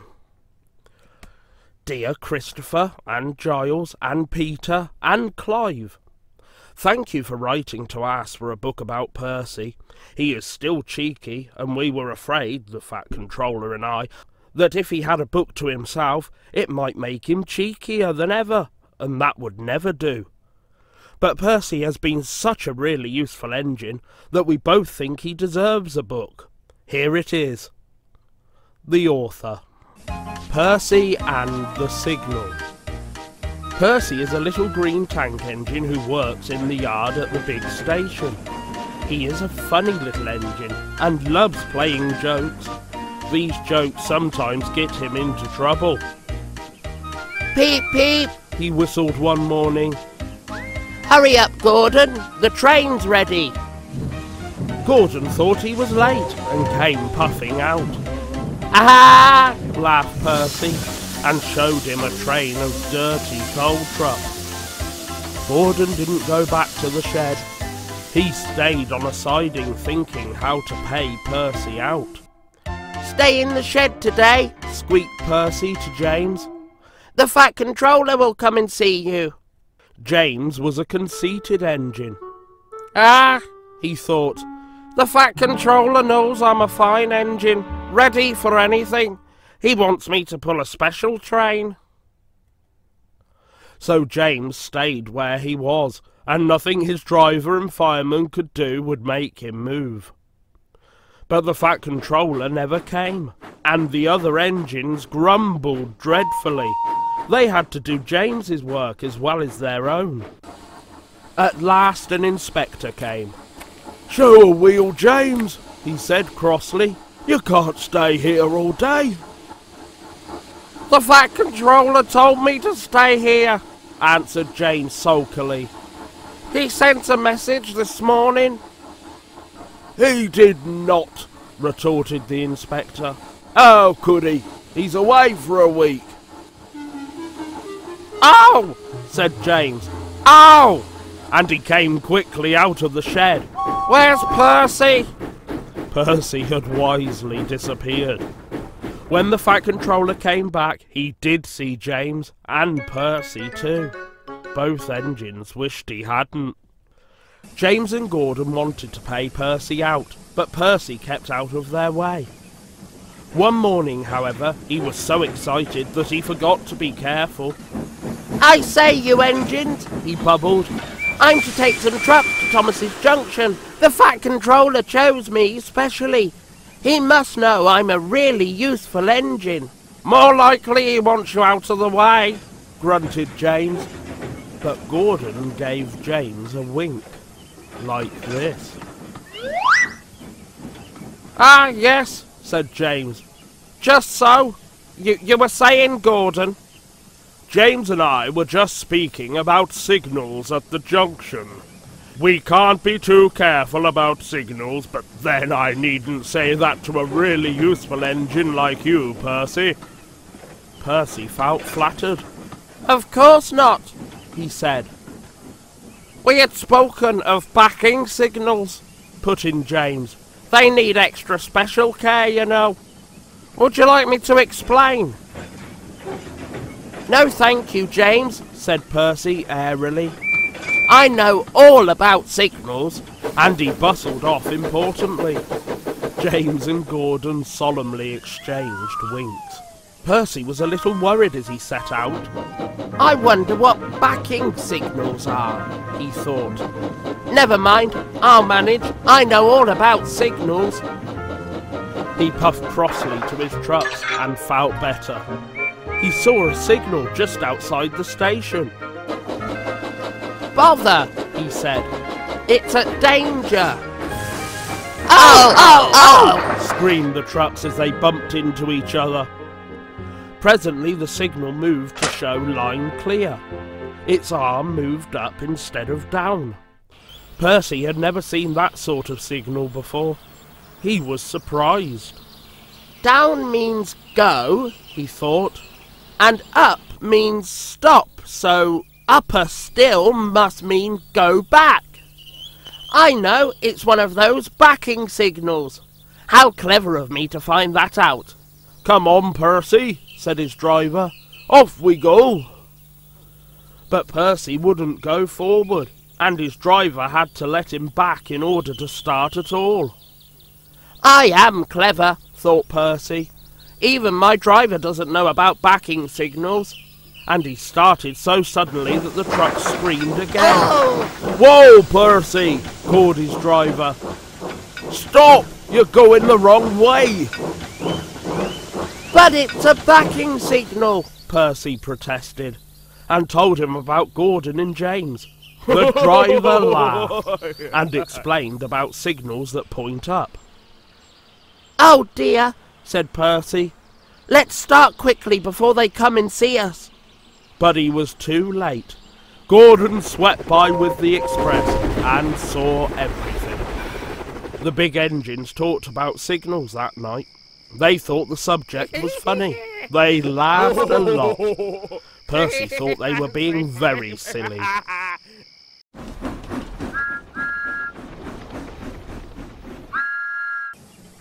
Duck takes charge. Do you know what? Asked Percy. What? Grunted Gordon. Do you know what? Silly, said Gordon crossly. Of course I don't know what, if you don't tell me what is. The Fat Controller says that the work in the yard is too heavy for me. He's getting a bigger engine to help me. Rubbish, put in James. Any engine could do it. He went on grandly. If you worked more and chatted less, this yard would be a sweeter, a better and a happier place. Percy went off to fetch some coachers. That stupid old signal, he thought. No one listens to me now. They think I'm a silly engine and order me about. I'll show them, I'll show them, he puffed as he ran about the yard, but he didn't know how. Things went wrong. The coaches and trucks behaved badly, and by the end of the afternoon he felt tired and unhappy. He brought some coaches to the station and stood panting at the end of the platform. Hello, Percy, said the Fat Controller. You look tired. Yes, sir, I am, sir. I don't know if I'm standing on my dome or my wheels. You look the right way up to me, laughed the Fat Controller. Cheer up, the new engine is bigger than you and can probably do the work alone. Would you like to help build my new harbour at Thomas's Junction? Thomas and Toby will help, but I need an engine there all the same. Oh yes, sir, thank you, sir, said Percy happily. The new engine arrived next morning. What is your name? Asked the Fat Controller kindly. Montague, sir, but I'm usually called Duck. They say I waddle. I don't really, sir, but I like Duck better than Montague. Good, said the Fat Controller. Duck it shall be. Here, Percy, come and show Duck round. The two engines went off together. At first the trucks played tricks, but soon found that playing tricks on Duck was a mistake. The coachers behaved well, though James, Gordon and Henry did not. They watched Duck quietly doing his work. "He seems a simple sort of engine," they whispered. "We'll have some fun." "Quack! Quack!" they wheezed as they passed him. Percy was cross, but Duck took no notice. "They'll get tired of it soon," he said. Presently the three engines began to order Duck about. Duck stopped. "Do they tell you to do things, Percy?" he asked. Yes, they do, answered Percy sadly. "Right," said Duck. "We'll soon stop that nonsense." He whispered something. "We'll do it tonight." The Fat Controller had had a good day. There had been no grumbling passengers, all the trains had run to time, and Duck had worked well in the yard. The Fat Controller was looking forward to hot buttered toast for tea at home. He had just left the office when he heard an extraordinary noise. "Bother!" he said, and hurried to the yard. Henry, Gordon and James were wheezing and snorting furiously, while Duck and Percy calmly sat on the points outside the shed, refusing to let the engines in. "Stop that noise!" he bellowed. "Now, Gordon!" "They won't let us in," hissed the big engine crossly. "Jock, explain this behaviour." "Beg pardon, sir, but I'm a Great Western engine. We Great Western engines do our work without fuss, but we are not ordered about by other engines. You, sir, are our controller. We will, of course, move if you order us, but, begging your pardon, sir, Percy and I would be glad if you would inform these, engines that we only take orders from you." The three big engines hissed angrily. "Silence!" snapped the Fat Controller. "Percy and Duck, I am pleased with your work today, but not with your behaviour tonight. You have caused a disturbance." Gordon, Henry and James sniggered. They stopped suddenly when the Fat Controller turned on them. "As for you," he thundered, "you've been worse. You made the disturbance. Duck is quite right. This is my railway, and I give the orders."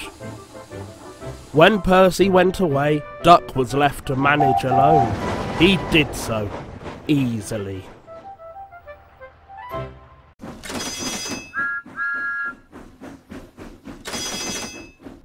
Percy and Harold. Percy worked hard at the harbour. Toby helped, but sometimes the loads of stone were too heavy, and Percy had to fetch them for himself. Then he would push the trucks along the quay to where the workmen needed the stone for their building. An airfield was close by, and Percy heard the aeroplanes zooming overhead all day. The noisiest of all was a helicopter, which hovered, buzzing like an angry bee. "Stupid thing," said Percy. "Why can't it go and buzz somewhere else?" One day Percy stopped near the airfield. The helicopter was standing quite close. "Hello," said Percy. "Who are you?" "I'm Harold. Who are you?" "I'm Percy. What whirly great arms you've got." "They're nice arms," said Harold, offended. "I can hover like a bird. Don't you wish you could hover?" "Certainly not. I like my rails, thank you." "I think railways are slow," said Harold in a bored voice. "They're not much use, and quite out of date." He whirled his arms and buzzed away. Percy found Toby at the top station arranging trucks. "I say, Toby," he burst out, "that Harold, that stuck-up whirlybird thing, says I'm slow and out of date. Just let him wait, I'll show him." He collected his trucks and started off, still fuming. Soon above the clatter of the trucks they heard a familiar buzzing. "Percy," whispered his driver, "there's Harold. He's not far ahead. Let's race him." Yes, let's! said Percy excitedly, and quickly gathering speed he shot off down the line. The guard's wife had given him a flask of tea for 11s. He had just poured out a cup when the van lurched and he spilt it down his uniform. He wiped up the mess with his handkerchief and staggered to the front platform. Percy was pounding along.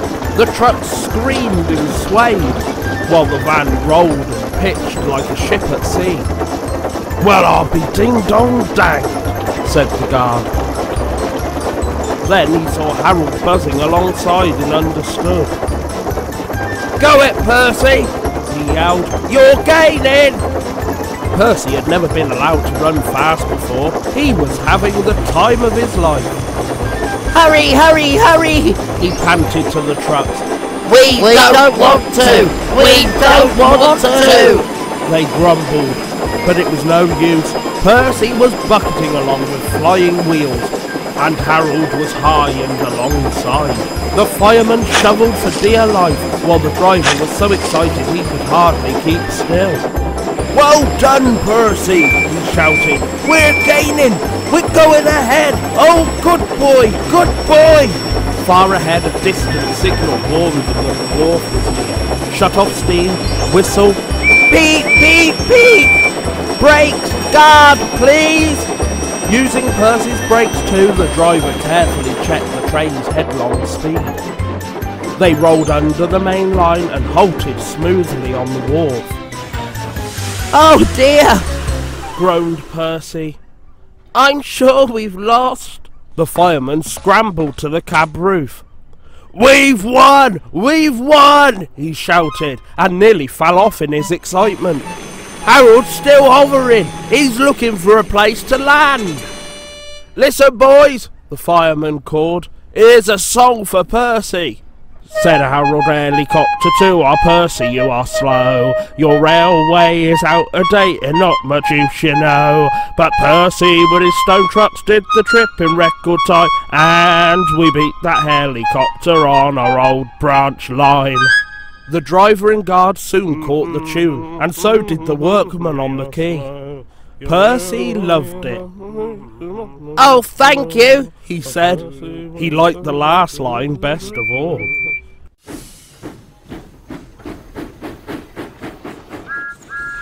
Percy's Promise. A mob of excited children poured out of Annie and Clarabelle one morning and raced down to the beach. "They're the Vicar's Sunday School," explained Thomas. "I'm busy this evening, but the station master says I can ask you to take them home." Of course I will, promised Percy. The children had a lovely day, but at tea time it got very hot. Dark clouds loomed overhead. Then came lightning, thunder, and rain. The children only just managed to reach shelter before the deluge began. Annie and Clarabelle stood at the platform. The children scrambled in. "Can we go home, please, station master?" asked the vicar. The station master called Percy. "Take the children home quickly, please," he ordered. The rain streamed down on Percy's boiler. Ugh! He shivered and thought of his nice dry shed. Then he remembered. "A promise is a promise," he told himself. "So here goes." His driver was anxious. The river was rising fast. It foamed and swirled fiercely, threatening to flood the country any minute. The rain beat in Percy's face. "I wish I could see! I wish I could see!" he complained. They left a cutting and found themselves in water. "Oh, my wheels!" shivered Percy. "It's cold!" But he struggled on. "Ooh, shh!" he hissed. "It's sloshing my fire!" They stopped and backed the coaches to the cutting and waited while the guard found the telephone. He returned looking gloomy. "We couldn't go back if we wanted," he said. the bridge near the junction is down. The fireman went to the guard's van carrying a hatchet. "Hello," said the guard. "You look fierce." "I want some dry wood for Percy's fire, please." They broke up some boxes, but that did not satisfy the fireman. "I'll have some of your floorboards," he said. "What? My nice floor?" grumbled the guard. "I only swept it this morning." But he found a hatchet and helped. Soon they had plenty of wood stored in Percy's bunker. His fire burnt well now. He felt warm and comfortable again. Buzz, buzz, buzz. Oh dear, thought Percy sadly. Harold's come to laugh at me. Bump! Something thudded on Percy's boiler. Oh! He exclaimed in a muffled voice. That's really too bad. He needn't throw things. His driver unwound a parachute from Percy's indignant front. "Harold isn't throwing things at you," he laughed. "He's dropping hot drinks for us." They all had a drink of cocoa and felt better. Percy had steam up now. "Peep, peep! Thank you, Harold," he whistled. "Come on, let's go." The water lapped his wheels. Ah! He shivered. It crept up and up and up. It reached his ashpan. Then it sloshed at his fire. Ooh! Percy was losing steam, but he plunged bravely on. "I promised," he panted.